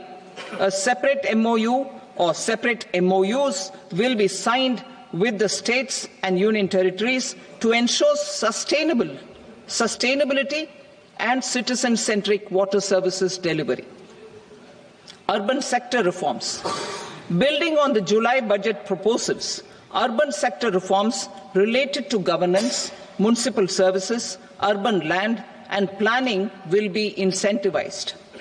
Urban Challenge Fund. The government will set up an urban challenge fund of 1 lakh crore rupees to implement the proposals for cities as growth hubs, creative redevelopment of cities, and for water and sanitation purposes announced in the July budget. This fund will finance up to 25% of the cost of bankable projects, with a stipulation that at least 50% of the cost is funded from bonds, bank loans and PPPs. An allocation of 10,000 crore is proposed in 2025-26. Power sector reforms. We will incentivize electricity distribution reforms and augmentation of intra-state transmission capacity by states. This will improve financial health and capacity of electricity companies. Additional borrowing of 0.5% of GSDP will be allowed to states contingent on these reforms. Nuclear energy mission for Vikasit Bharat. Development of at least 100 gigawatt of nuclear energy by 2047 is essential for our energy transition efforts. For an active partnership with the private sector towards this goal, amendments to the Atomic Energy Act and the Civil Liability for Nuclear Damage Act will be taken up. A nuclear energy mission for research and development of small modular reactors with an outlay of 20,000 crore will be set up. At least 5 indigenously developed small modular reactors will be operationalized by 2033. Shipbuilding. The shipbuilding financial assistance policy will be revamped to address cost disadvantages. This will also include credit notes for shipbreaking in Indian yards to promote the circular economy. Large ships above a specified size will be included in the infrastructure harmonized master list. Shipbuilding clusters will be facilitated to increase the range, categories and capacity of ships. This will include additional infrastructure, facilities, skilling and technology to develop the entire ecosystem. Maritime Development Fund. For long-term financing for the maritime industry, a Maritime Development Fund with a corpus of 25,000 crore rupees will be set up. This will be for distributed support and promoting competition. This will have up to 49% contribution by the government, and the balance will be mobilized from ports and from private sector. UDAN regional connectivity schemes. UDAN has enabled 1.5 crore middle-class people to meet their aspirations for speedier travel. The scheme has connected 88 airports, and operationalized 619 routes. Inspired by that success, a modified UDAN scheme will be launched to enhance regional connectivity to 120 new destinations and carry 4 crore passengers in the next 10 years. 4 crore additional passengers in the next 10 years. The scheme will also support helipads and smaller airports in hilly, aspirational and Northeast regional districts. Greenfield airports will be facilitated in Bihar to meet the future needs of the state. These will be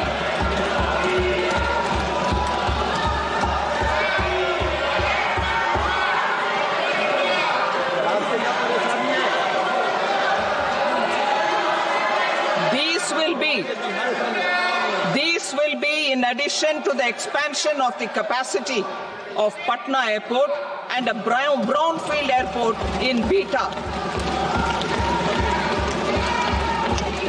Western Kosi Canal project in Mithilanchal. Financial support will be provided for the Western Kosi Canal ERM project, benefiting a large number of farmers cultivating over 50,000 hectares of land in the Mithilanchal region of Bihar. Mining sector reforms, including those for minor minerals, will be encouraged through sharing of best practices and institutions of a state mining index. A policy for recovery of critical minerals from tailings will be brought out. Under the special window for affordable and mid-income housing, SWAMI, 50,000 dwelling units in stressed housing projects have been completed and keys handed over to home buyers. Another 40,000 units will be completed in 2025, further helping middle-class families who were paying EMIs on loans taken for apartments while also paying rent for their current dwellings. Building on this success, SWAMI Fund 2 will be established as a blended finance facility with contribution from the government, banks and private investors. This fund of 15,000 crore rupees will aim for expeditious completion of another 1 lakh units. PM Gati Shakti data for private sector. For furthering PPPs and assisting the private sector in project planning, access to relevant data and maps from the PM Gati Shakti portal will be provided. Tourism for employment-led growth. Top 50 tourist destination sites in the country will be developed in partnership with states through a challenge mode. Land for building key infrastructure will have to be provided by the states.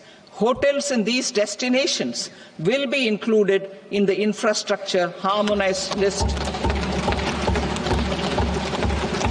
The following measures will be taken for facilitating employment-led growth. Organizing intensive skill development programs for our youth, including in institutes of hospitality management. Providing mudra loans for homestays. Improving ease of travel and connectivity to tourist destinations. Providing performance-linked incentives to states for effective destination management, including tourist amenities, cleanliness, and marketing efforts. And introducing streamlined e-visa facilities along with visa fee waivers for certain tourist groups.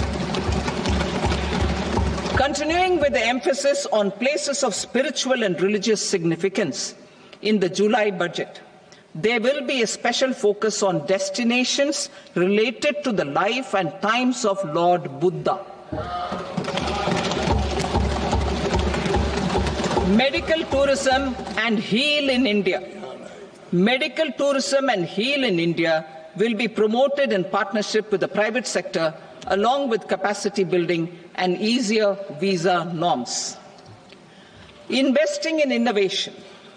To implement private sector-driven research, development and innovation initiatives announced in the July budget, I am now allocating 20,000 crore rupees for this purpose. A deep tech fund of funds will also be explored to catalyze the next generation startups as a part of this initiative. In the next 5 years, under the PM Research Fellowship Scheme, we will provide 10,000 fellowships for technological research in IITs and IISc with enhanced financial support. The second gene bank with 10 lakh germplasm lines will be set up for future food and nutritional security. This will provide conservation support to both public and private sectors for genetic resources. We will start a national geospatial mission to develop foundational geospatial infrastructure and data. Using PM Gati Shakti, this mission will facilitate modernization of land records, urban planning, and design of infrastructure projects. A Gyan Bharatam mission for survey, documentation, and conservation of our manuscript heritage with academic institutions, museums, libraries, and private collectors will be undertaken to cover more than 1 crore manuscripts. We will set up a national digital repository of Indian knowledge systems for knowledge sharing. Now I move to exports as the fourth engine.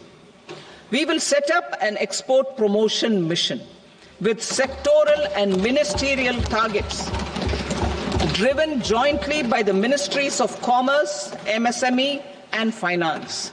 It will facilitate easy access to export credit, cross-border factoring support, support to MSMEs to tackle non-tariff measures in overseas markets. A digital public infrastructure, Bharat Trade Net, for international trade will be set up as a unified platform for trade documentation and financing solutions. This will complement the Unified Logistics Interface platform. The BTN will be aligned with international practices. Support will be provided to develop domestic manufacturing capacities for our economy's integration with global supply chains. Sectors will be identified based on objective criteria. Facilitation groups with participation of senior officers and industry representatives will be formed for select products and supply chains. Through this, there are huge opportunities related to Industry 4.0, which needs high skills and talent. Our youth have both. Our government will support the domestic electronic equipment industry to leverage this opportunity for the benefit of our youth. A national framework will be formulated as guidance to states for promoting global capability centers in emerging Tier 2 cities. This will suggest measures for enhancing availability of talent and infrastructure, building bylaw reforms, and mechanisms for collaboration with industry. Our government will facilitate upgradation of infrastructure and warehousing for air cargo, including high-value perishable horticultural produce. Cargo screening and customs protocol will be streamlined and made user-friendly. Reforms as the fuel. Over the past 10 years, our government has implemented several reforms for convenience of taxpayers, such as faceless assessment, 2, taxpayer charter, 3, faster returns, 4, almost 99% returns being on self-assessment, and 5, Vivad Se Vishwas scheme.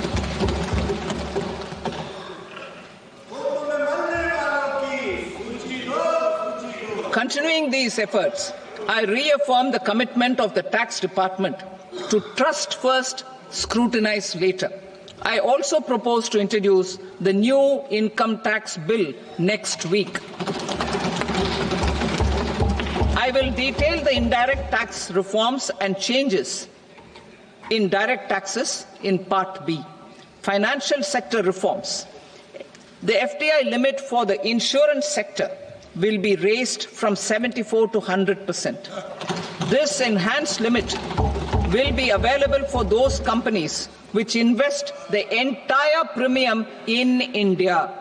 The current guardrails and conditionalities associated with foreign investment will be reviewed and simplified. The services of India Post Payment Bank will be deepened and expanded in rural areas. NABFID will set up a partial credit enhancement facility for corporate bonds for infrastructure. Public sector banks will develop Grameen Credit Score Framework to serve the credit needs of SHG members and people in rural areas. A forum for regulatory coordination and development of pension products will be set up. To implement the earlier announcement on simplifying the KYC processes, the revamped Central KYC Registry will be rolled out in 2025. We will also implement a streamlined system for periodic updating. Requirements and procedures for speedy approval of company mergers will be rationalized. The scope for fast-track mergers will also be widened and the process made simpler. As proposed in the interim budget, we signed bilateral investment treaties with 2 countries in 2024 to encourage sustained foreign investment, and in the spirit of First Develop India, the current model BIT will be revamped and made more investor-friendly. In the last 10 years, in several aspects, including financial and non-financial, our government has demonstrated a steadfast commitment to ease of doing business. We are determined to ensure that our regulations must keep up with technological innovations and global policy developments. A light-touch regulatory framework based on principles and trust will unleash productivity and employment. Through this framework, we will update regulations that were made under old laws. To develop this modern, flexible, people-friendly, and trust-based regulatory framework appropriate for the 21st century, I propose 4 specific measures.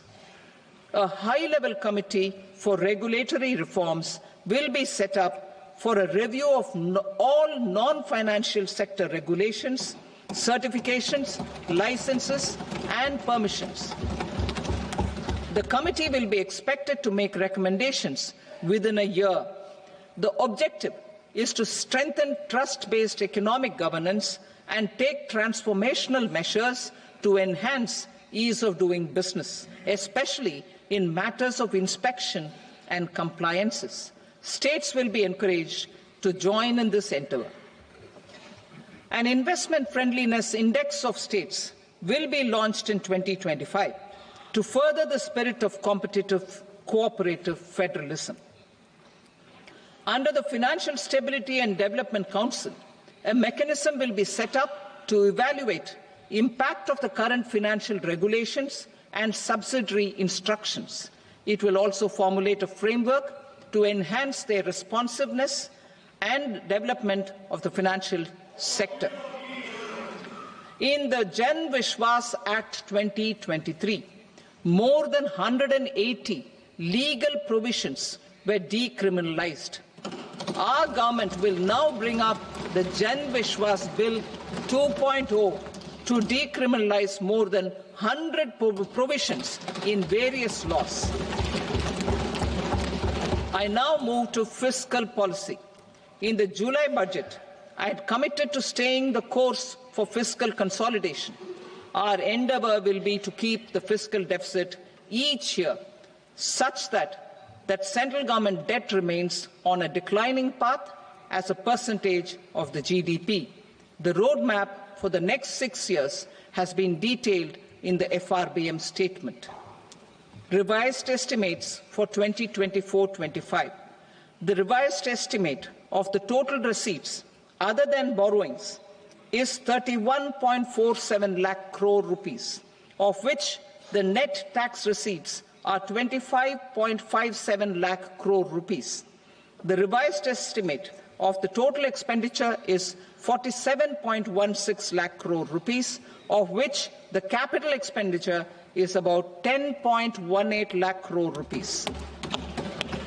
The revised estimate of the fiscal deficit is 4.8% of the GDP. Budget estimates for 25-26. Coming to 25-26, the total receipts other than borrowings and total expenditure are estimated at 34.96 lakh crore rupees and 50.65 lakh crore rupees respectively. The net tax receipts are estimated at 28.37 lakh crore rupees. The fiscal deficit is estimated to be 4.4% of GDP. To finance the fiscal deficit, the net market borrowings from dated securities are estimated at 11.54 lakh crore. The balance financing is expected to come from small savings and other sources. The gross market borrowings are estimated at 14.82 lakh crore rupees. I will now move to Part B. Indirect taxes. My proposals relating to customs aim to rationalize tariff structure and address duty inversion. These will also support domestic manufacturing and value addition, promote exports, facilitate trade, and provide relief to common people. Rationalization of customs tariff structure for industrial goods. As a part of comprehensive review of customs rate structure announced in July 2024 budget, I propose to 1. Remove 7 tariff rates. This is over and above the 7 tariff rates removed in 23-24 budget. After this, there will be only 8 remaining tariff rates, including 0 rate. 2. Apply appropriate cess to broadly maintain effective duty incidence, except on a few items where such incidence will reduce marginally. 3.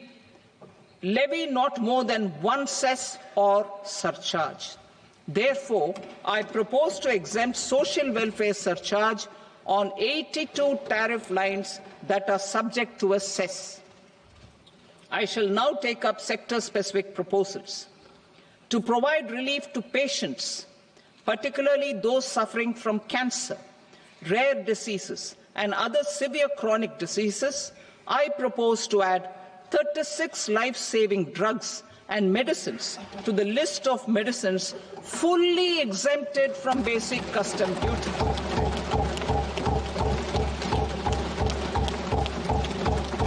I also propose to add 6 life-saving medicines to the list attracting concessional custom duty of 5%. Full exemption and concessional duty will also respectively apply on the bulk drugs for manufacture of the above. Specified drugs and medicines under patient assistance programs run by the pharmaceutical companies are fully exempt from BCD, provided the medicines are supplied free of cost to the patients. I propose to add 37 more medicines along with 13 new patient assistance programs. Support to domestic manufacturing and value addition. Critical minerals.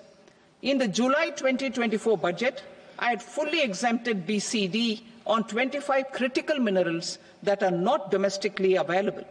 I had also reduced BCD of 2 other such minerals to provide a major fillip to their processing, especially by MSMEs.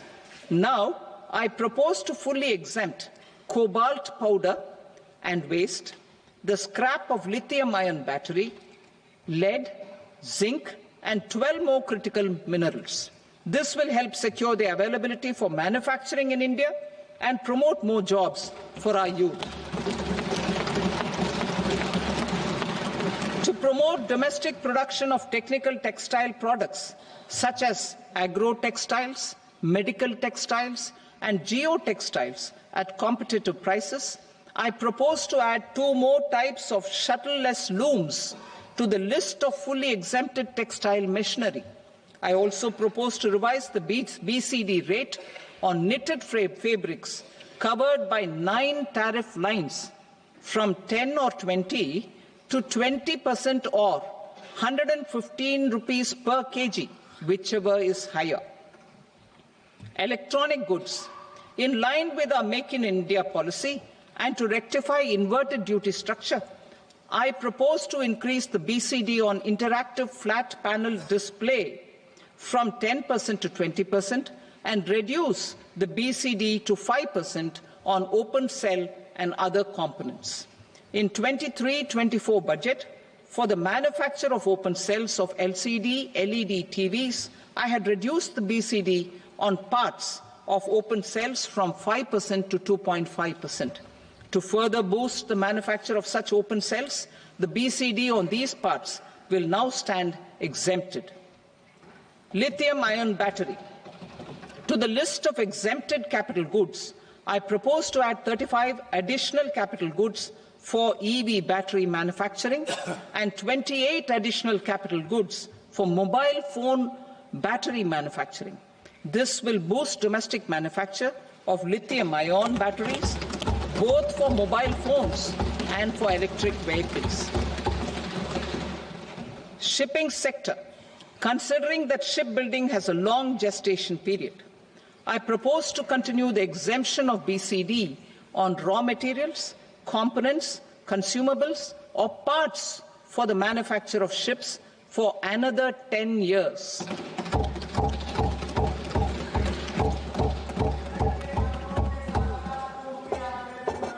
I also propose the same dispensation for shipbreaking to make it more competitive. Telecommunication.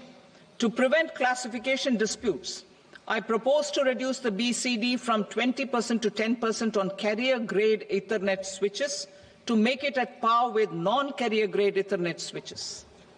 Export promotion.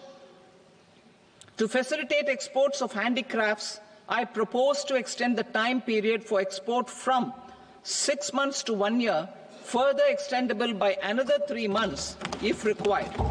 I also propose to add 9 items to the list of duty-free inputs. Leather sector. I propose to fully exempt BCD on wet blue leather to facilitate imports for domestic value addition and employment. I also propose to exempt crust leather from 20% export duty to facilitate exports by small tanners. Marine products. To enhance India's competitiveness in the global seafood market, I propose to reduce BCD from 30% to 5% on frozen fish paste, surimi, for manufacture and export of its analog products. I also propose to reduce BCD from 15% to 5% on fish hydrolysates for manufacture of fish and shrimp feed. In July 2024 budget, to promote development of domestic MROs for aircraft and ships, I had extended the time limit for export of foreign origin goods that were imported for repairs from 6 months to 1 year and further extendable by 1 year. I now propose to extend the same dispensation for railway goods. Time limit for provisional assessment. Presently, the Customs Act 1962 does not provide any time limit to finalize provisional assessments, leading to uncertainty and cost to trade.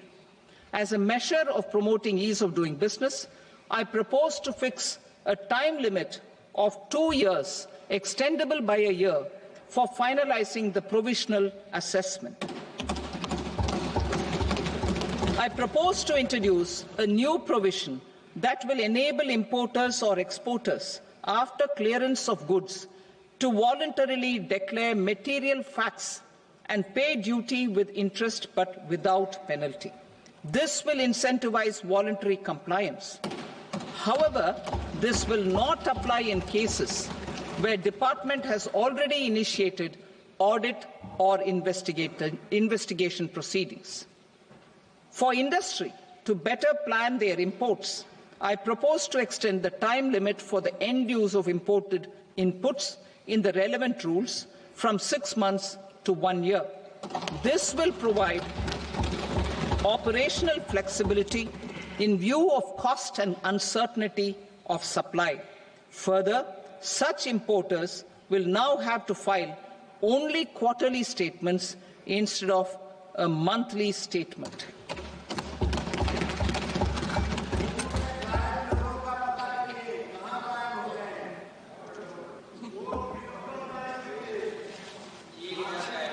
I now come to my direct tax proposals. In Part A, I have briefly underlined taxation reforms as one of key reforms to realize our vision of Vikasit Bharat. In respect of criminal law, our government had earlier ushered in Bharatiya Nyaya Sanhita, replacing Bharatiya Danda Sanhita. I am happy to inform this august House and the country that for new income tax bill will carry forward the same spirit of Nyaya in its drafting as well. The new bill will be clear and direct in text, with close to half of the present law in terms of both chapters and words. It will be simple to understand for taxpayers and tax administrators, leading to tax certainty and reduced litigation. Reforms, however, are not a destination.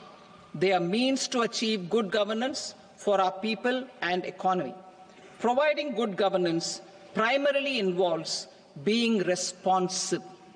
The Tirukural captures this in verse 542, which reads, "Vaanokki vaazhum ulagallam, mannavan kol nokki vaazhum kudi," meaning, just as the living beings live expecting rains, citizens live expecting good governance.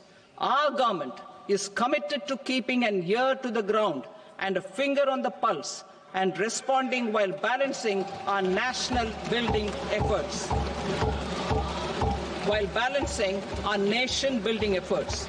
The following measures will detail just how our government will, under the guidance of PM Modi, has taken steps to understand and address. I repeat that sentence, sir. The following measures will detail just how our government, under the guidance of PM Modi, has taken steps to understand and address the needs voiced by our citizens. My tax proposals are guided by this spirit. The objectives of my proposals are as follows. Personal income tax reforms with special focus on middle class. Rationalization of TDS and TCS for easing difficulties. Encouraging voluntary compliance. Reducing compliance burden. Ease of doing business, employment and investment. I will come to my proposal on personal income tax towards the end. TDS and TCS, rationalization for easing difficulties. I propose to rationalize tax deduction at source, TDS, by reducing the number of rates and thresholds above which TDS is deducted. Further, threshold amounts for tax deduction will be increased for better clarity and uniformity. The limit for tax deduction on interest for senior citizens is being doubled from the present 50,000 rupees to 1 lakh rupees. Similarly, the annual limit of 2.40 lakh rupees for TDS on rent is being increased to 6 lakh rupees. This will reduce the number of transactions liable to TDS thus benefiting small taxpayers receiving small payments. The threshold to collect tax at source, the TCS, on remittances under RBI's liberalized remittance scheme, the LRS, is proposed to be increased from 7 lakh to 10 lakhs.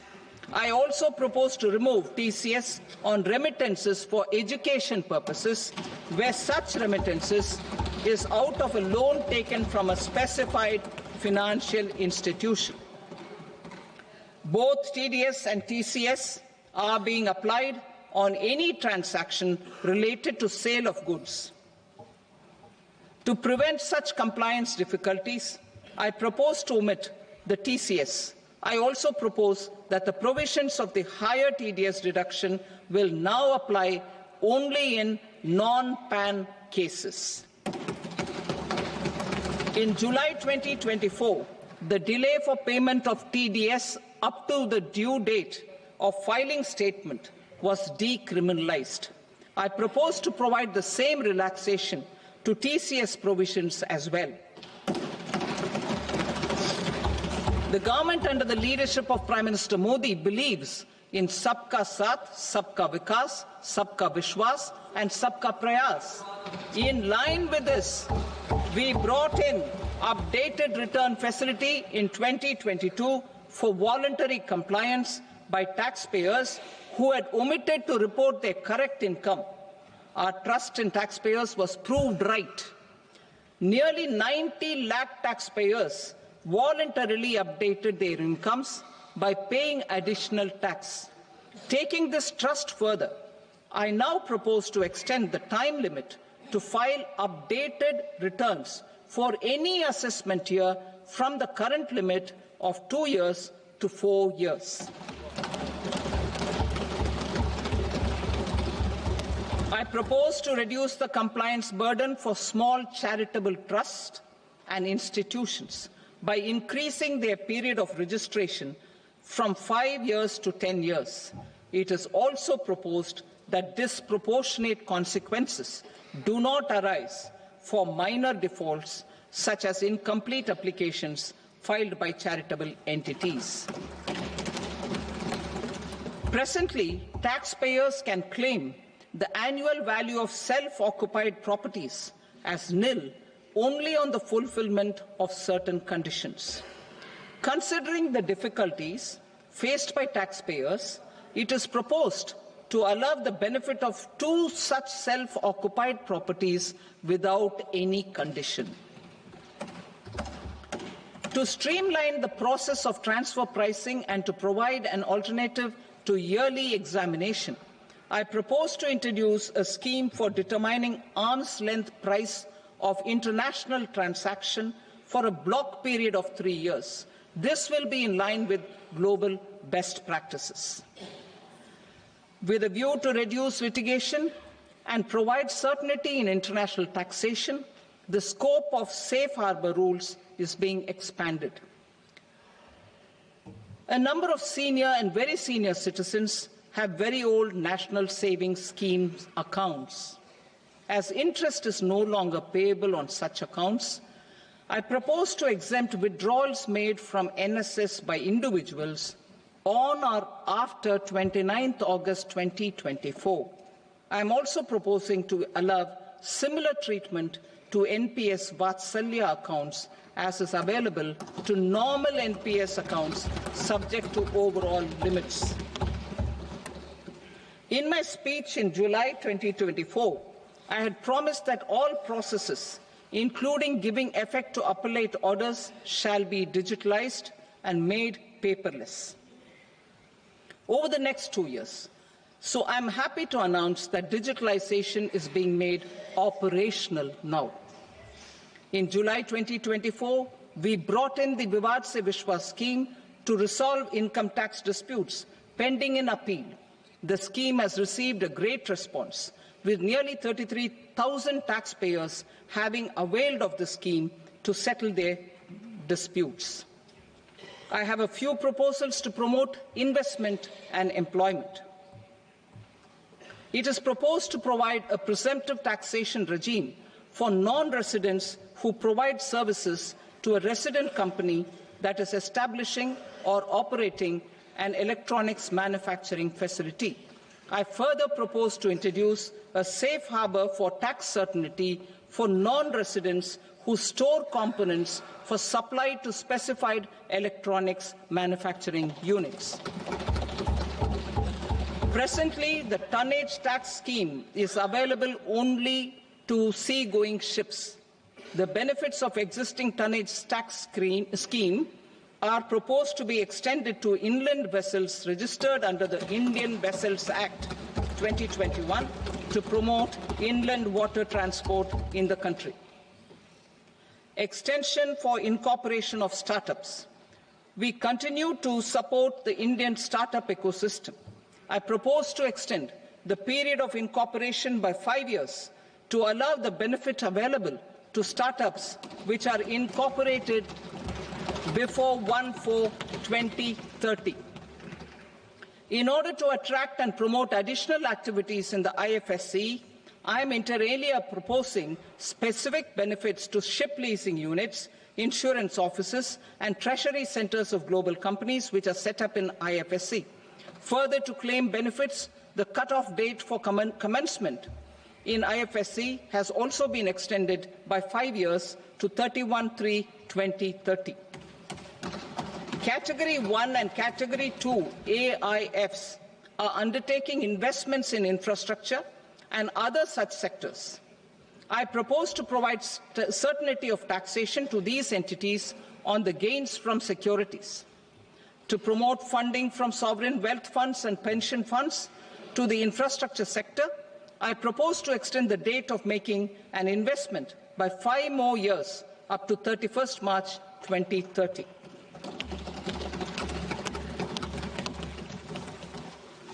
Personal income tax reforms with special focus on middle class.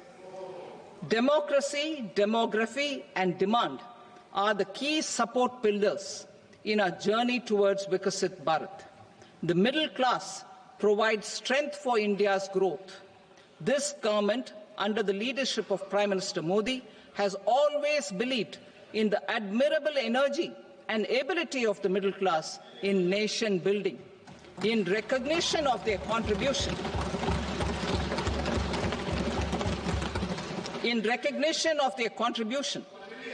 we have periodically reduced their tax burden. Right after 2014, the nil tax slab was raised to 2.5 lakhs of rupees, which was further raised to 5 lakh rupees in 2019 and to 7 lakh rupees in 2023.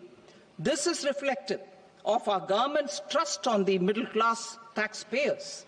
I am now happy to announce that there will be no income tax payable up to income of 12 lakh rupees.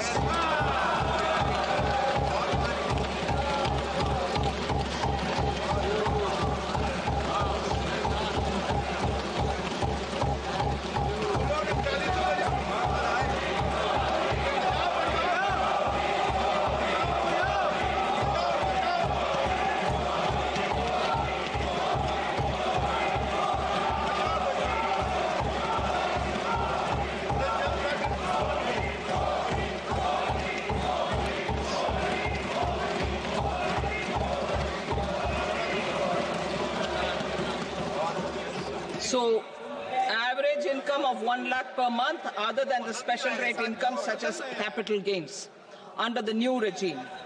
This limit will be 12.75 lakh for salaried taxpayers due to the standard deduction of 75,000.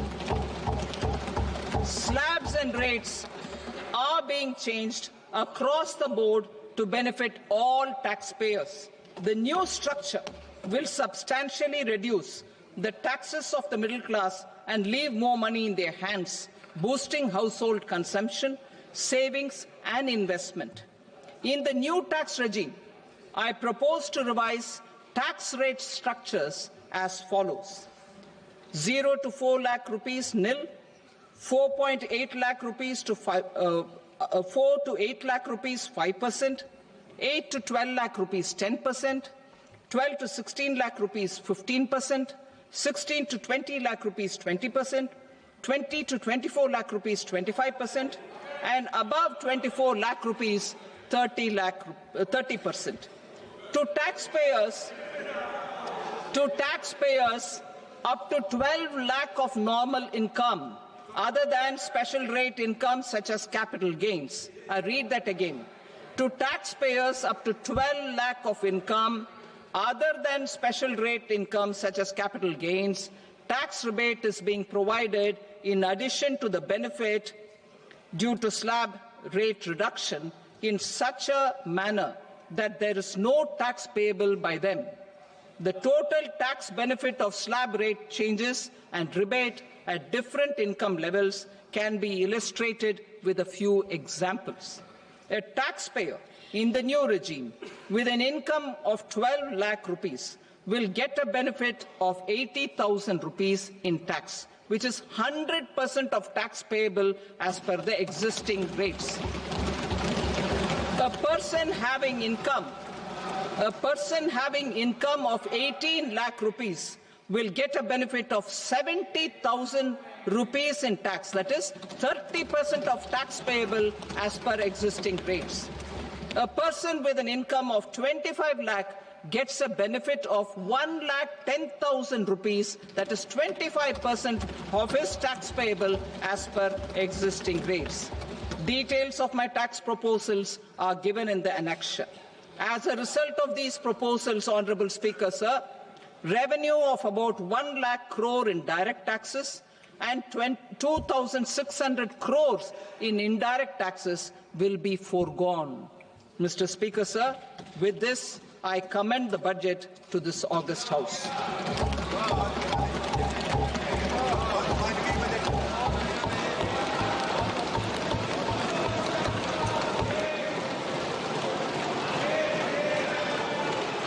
Item number 2, Srimati Nirmalasitharaman.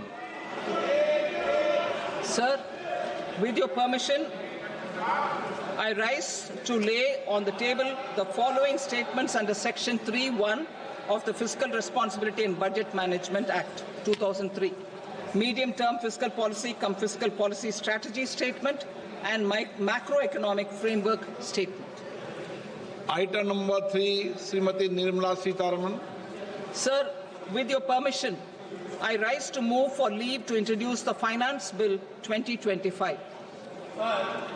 प्रश्न ये है कि विधेयक को पुनर्स्थापित करने की अनुमति प्रदान की जाए। जो सदस्य इसके पक्ष में हाँ गए, जो सदस्य विरोध में ना गए, मेरे विचार में निर्णय हाँ वालों के पक्ष में हुआ, हाँ वालों के पक्ष में अनुमति प्रदान की जाती है। माननीय मंत्री जी अब विधेयक को पुनर्स्थापित करें। Sir, I introduce the bill. Thank you. सभा की कार्रवाई सोमवार दिनांक 3 फरवरी 2025 को प्राप्त 11 बजे तक के लिए स्थगित की जाती है।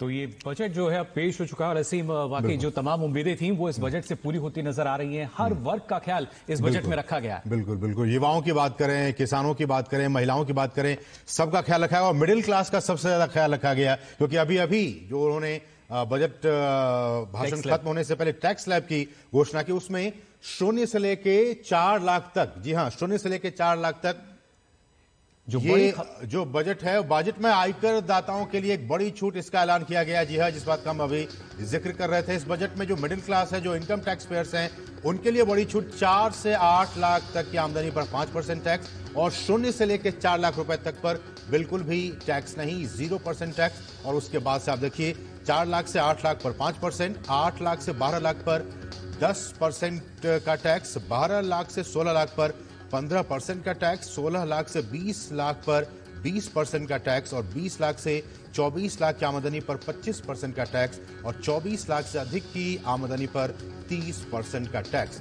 तो जो सबसे बड़ा फायदा मिडिल क्लास को, जिनकी आमदनी 4 लाख रुपए तक, 4 लाख रुपए की तक पर जीरो टैक्स रहेगा और 4 लाख से लेकर 8 लाख रुपए तक पर आपको 5% का टैक्स दिया जाएगा। तो मिडिल क्लास के लिए एक बहुत बड़ी राहत इस टैक्स के बोझ की। बिल्कुल, जो टैक्स पेयर्स है इस तरह की उम्मीद वो कर रहे थे और वही एक बड़ा लाभ यहाँ पर दिख रहा है। देखिए किस तरीके से 4 से 8 लाख की जो आमदनी है उस पर 5% का टैक्स होगा। जो नई स्लैब अब सामने आ रही है 8 से 12 लाख की अगर बात की जाए, अगर इतनी आय है तो उस पर 10% आपका टैक्स लगेगा। इसके साथ साथ 12 से 16 लाख की अगर हम बात कर रहे हैं तो इस पर 15% और साथ ही साथ अगर बात की जाए 16 से 20 लाख तक की आय पर ये जो टैक्स है वो 20% लगाया जाएगा। साथ ही साथ आप देख सकते हैं 20 से 24% की जब हम बात कर रहे हैं तो उस पर 25% और 24 लाख से अधिक पर 30% जो टैक्स है वो लगाया जाएगा। तो ये बड़ी राहत कहीं ना कहीं जब मिडिल क्लास की हम बात कर रहे हैं और खासतौर से अब 4 साल तक रिटर्न दाखिल किया जा सकेगा,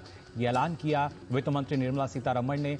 खासतौर से बुजुर्गों के लिए जो टीडीएस की सीमा है वो भी दोगुनी की गई है, बुजुर्गों को यहां राहत दी गई है। वरिष्ठ नागरिकों की अगर बात की जाए, इलेक्ट्रॉनिक सहित कई चीजों पर कस्टम ड्यूटी जो है उसको घटा दिया गया है। ये बड़ी ब्रेकिंग बजट की इस वक्त आपको हम बता रहे हैं। बीमा क्षेत्र की अगर बात की जाए तो एफडीआई की सीमा को 100% यहां पर कर दिया गया है, पहले 74% ये थी। और खासतौर से गंभीर बीमारियों की जो दवाएं हैं उसमें 36 दवाएं ड्यूटी फ्री कर दी गई हैं। जी हां, इस वक्त की तमाम जो बड़ी खबरें हैं बजट की वो बता रहे हैं आपको। कस्टम में 7 टैरिफ रेट जो हैं वो हटाए जाएंगे। साथ ही साथ और जो बदलाव हुए हैं, खासतौर से किसान क्रेडिट कार्ड की जो लिमिट है उसको बढ़ाकर 5 लाख रुपए कर दिया गया है। हर एक क्षेत्र को देखिए किस तरीके का फायदा जो है इस बजट से मिलने जा रहा है। किसानों के लिए पीएम धन धान्य योजना की बात कही गई है, जिसके तहत करीब जो 100 जिले हैं उनको शामिल किया जाएगा। बिहार की अगर बात की जाए तो यहां पर मखाना बोर्ड की स्थापना की जाएगी और किस तरीके से जो कृषि है वो कहीं ना कहीं मजबूती देगी अर्थव्यवस्था को। राज्य को 1.5 लाख करोड़ रुपए तक का जो ब्याज मुक्त ऋण दिया जाएगा। ये तमाम बड़ी बातें इस बजट की। एमएसएमई सेक्टर की बात की जाए तो क्रेडिट गारंटी कवर बढ़ाकर अब 10 करोड़ रुपए किया गया है। ये तमाम बड़ी बातें। अगले 3 साल की अगर बात की जाए तो सभी जिलों में कैंसर सेंटर जो हैं वो बनाए जाएंगे अगले 3 साल में। साथ ही साथ डे कैंसर की बात कही गई।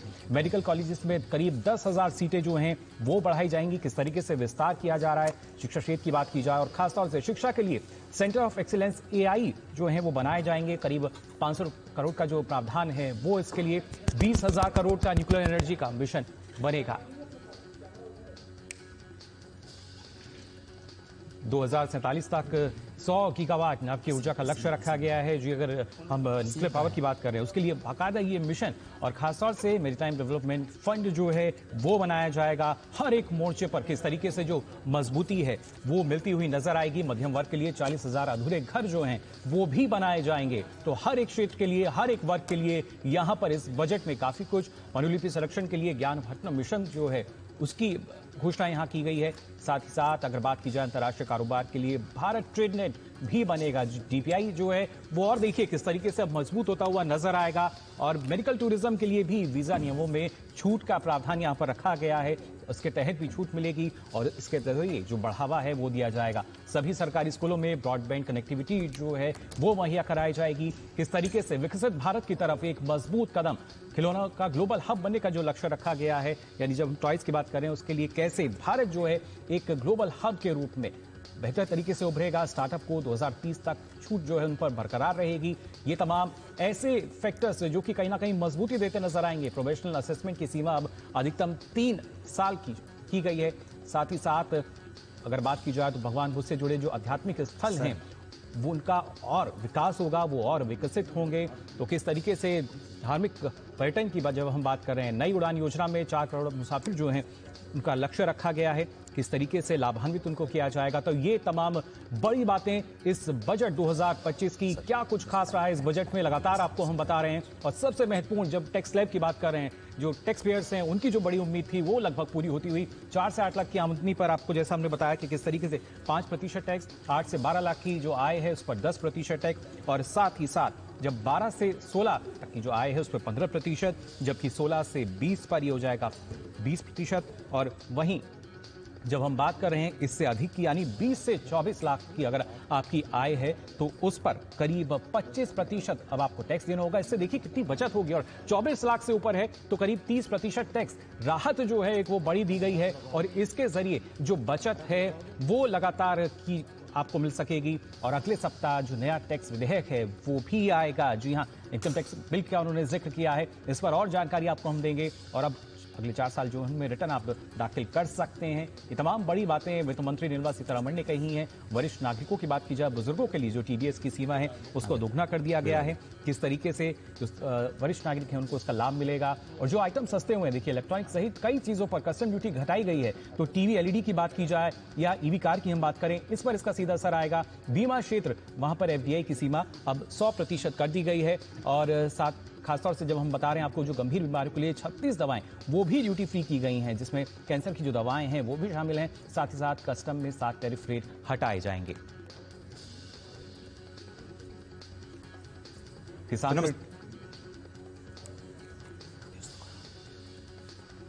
किसान क्रेडिट कार्ड की जो सीमा है उसको बढ़ाया गया है। हर एक क्षेत्र के लिए काफी कुछ जो योजनाएं हैं, जो पिटारा है वित्त मंत्री का, उससे यहां पर हमने देखा है क्या कुछ निकल कर आया है हर एक क्षेत्र के लिए, हर एक राज्यों के लिए। और लगातार आपको हम बता रहे थे कैसे जो अलग अलग राज्य हैं उनके लिए भी प्रावधान रखा गया है। और यहां भी हमने देखा है राज्यों को 1.5 लाख करोड़ तक का जो ब्याज मुक्त ऋण है वो मुहैया कराया जाएगा, जिससे विकास को गति दी जा सके। और साथ ही साथ तमाम जो राज्य हैं वो विकसित हों। एमएसएमई जो क्रेडिट गारंटी कवर बढ़ाकर 10 करोड़ हुआ है। और इसके अलावा भी अगले 3 साल में सभी जिलों में कैंसर सेंटर जो हैं वो बनाए जाएंगे। पिछली बार भी हमने देखा था, स्वास्थ्य क्षेत्र पर एक नजर थी, इस बार भी। और मेडिकल कॉलेजेस में अब 10,000 जो सीटें हैं वो बढ़ाई जाएंगी। आईआईटीज का विस्तार करने की बात भी वित्त मंत्री ने अपने इस भाषण में कही है। शिक्षा के लिए सेंटर ऑफ एक्सीलेंस यानी एआई जो हैं वो बनाए जाएंगे। और इसके साथ साथ अगर बात की जाए 20,000 करोड़ का न्यूक्लियर एनर्जी मिशन जो है वो बनाया जाएगा। यानी किस तरीके से जो देश है और मजबूत होता हुआ यहां पर हमें नजर आएगा।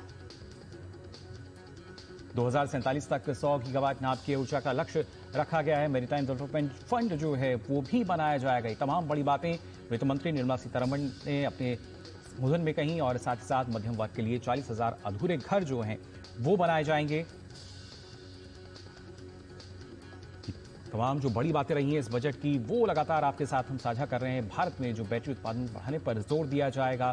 और कोशिश यही कि जब हम कर व्यवस्था की बात कर रहे हैं तो सरल तरीके से हर किसी के समझ में वो आ सके, पारदर्शी उसको रखा जाए। और मेडिकल टूरिज्म के लिए जो वीजा नियम है उसमें छूट दी जाएगी। कैसे इसको, इस क्षेत्र को देखिए बढ़ावा दिया जा रहा है। खासतौर से सभी सरकारी स्कूलों में ब्रॉडबैंड कनेक्टिविटी जो है वो रहेगी। और अब और जो जानकारी है वो आपको बेहतर ढंग से हम बताएंगे। हमारे साथ मेरे सहयोगी जो हैं अजय मिश्रा हमारे साथ जुड़ चुके हैं। जी अजय, क्या और कुछ खास इस बार के बजट? नमस्कार मुकुल, बहुत बहुत धन्यवाद आपका। और इस वक्त आप देख रहे हैं देश की सबसे बड़ी कवरेज आम बजट 2025-26 जो कि संसद में रखा जा चुका है। और ये एनडीए 3.0 का पहला पूर्ण बजट है।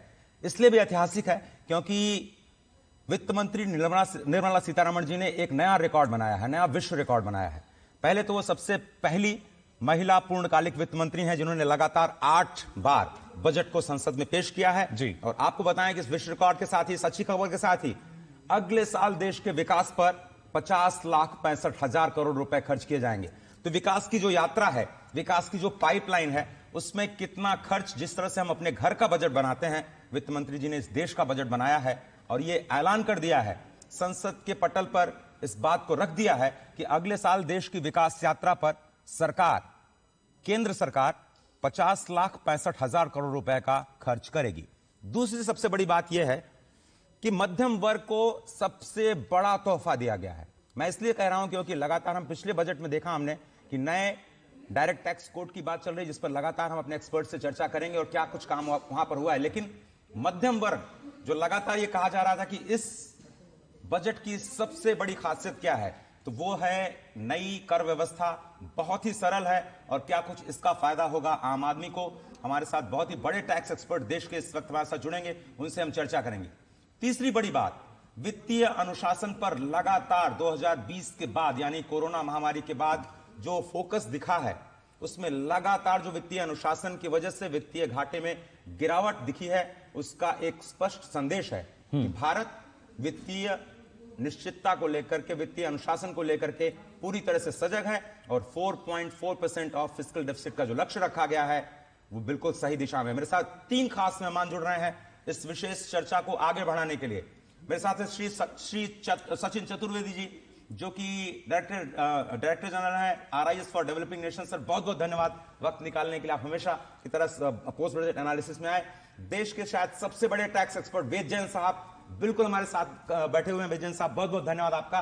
और प्रोफेसर अनिल कुमार, कौन नहीं जानता है, इस वक्त दिल्ली स्कूल ऑफ इकोनॉमिक्स में प्रोफेसर के पद पर तैनात हैं और अर्थशास्त्र को इतनी सरल भाषा में पहुंचाने के लिए हम सभी तक बहुत ही सरल भाषा में सिंप्लीफाई करने का प्रयास करते हैं। मुझे लगता है कि आम जनता इनके साथ सबसे ज्यादा कनेक्ट करती है। छोटा सा ब्रेक लेते हैं, बजट की सिफारिशें और उसके क्या है मायने हराम खास के आपको बताएंगे। के नंबर अक्सर ज्यादा ही आते हैं, इसलिए SBI देता है हर नारी को एजुकेशन लोन्स 0.5% कम इंटरेस्ट रेट्स पे, ताकि मास्टर्स के लिए विदेश जाने वाली लड़कियों का नंबर भी ज्यादा रहे। SBI बैटिंग फॉर नारी शक्ति।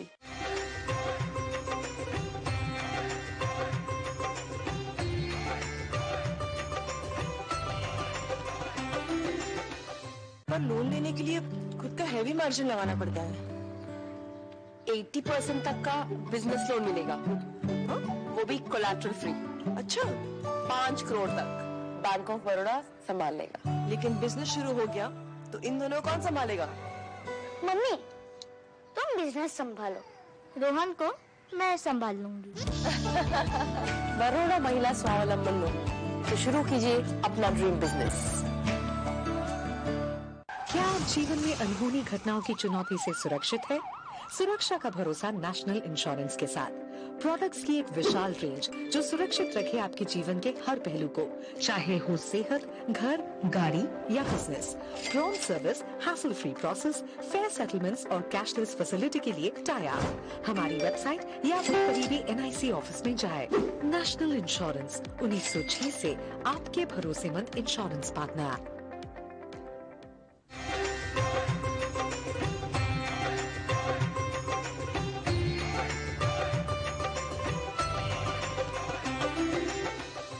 LIC presents Jeevan Lakshya. Get life insurance with attractive maturity benefits. Also, in case of death of life assured, get 10% of sum assured per annum till maturity, plus premium payment waived, plus maturity sum assured, along with bonus. An excellent policy to plan for children's education and other milestones. LIC's Jeevan Lakshya. Address घर का या website का? चल पड़े हैं गाँव, चल पड़ा इंडिया, चल पड़े हैं गाँव, चल पड़ा इंडिया। गेहूं धान बाजरा जवार के मैदानों में, छोटे छोटे धंधे या बड़े कामों में, फूलों के पॉली हाउस, सब्जियों के बागानों में, सोलर बदल रहा है रात को उजालों में। फाइनेंशियल इंक्लूजन से टेक्निकल रेवोल्यूशन, हर जगह जमा रहा है पाव गाँव इंडिया। वर्ष 1982 से गांव-गांव को देश की मुख्य धारा से जोड़ रहा है नाबार्ड। गांव बढ़े तो देश बढ़े। चल पड़े हैं गाँव, चल पड़ा इंडिया।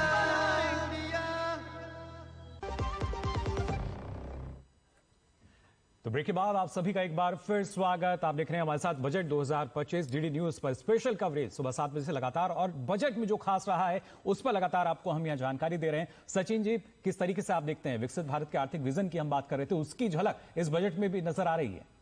बिल्कुल ठीक कह रहे हैं मुकुल जी। अगर हम देखें 3 बातें बिल्कुल साफ तौर पे वित्त मंत्री जी ने कही हैं।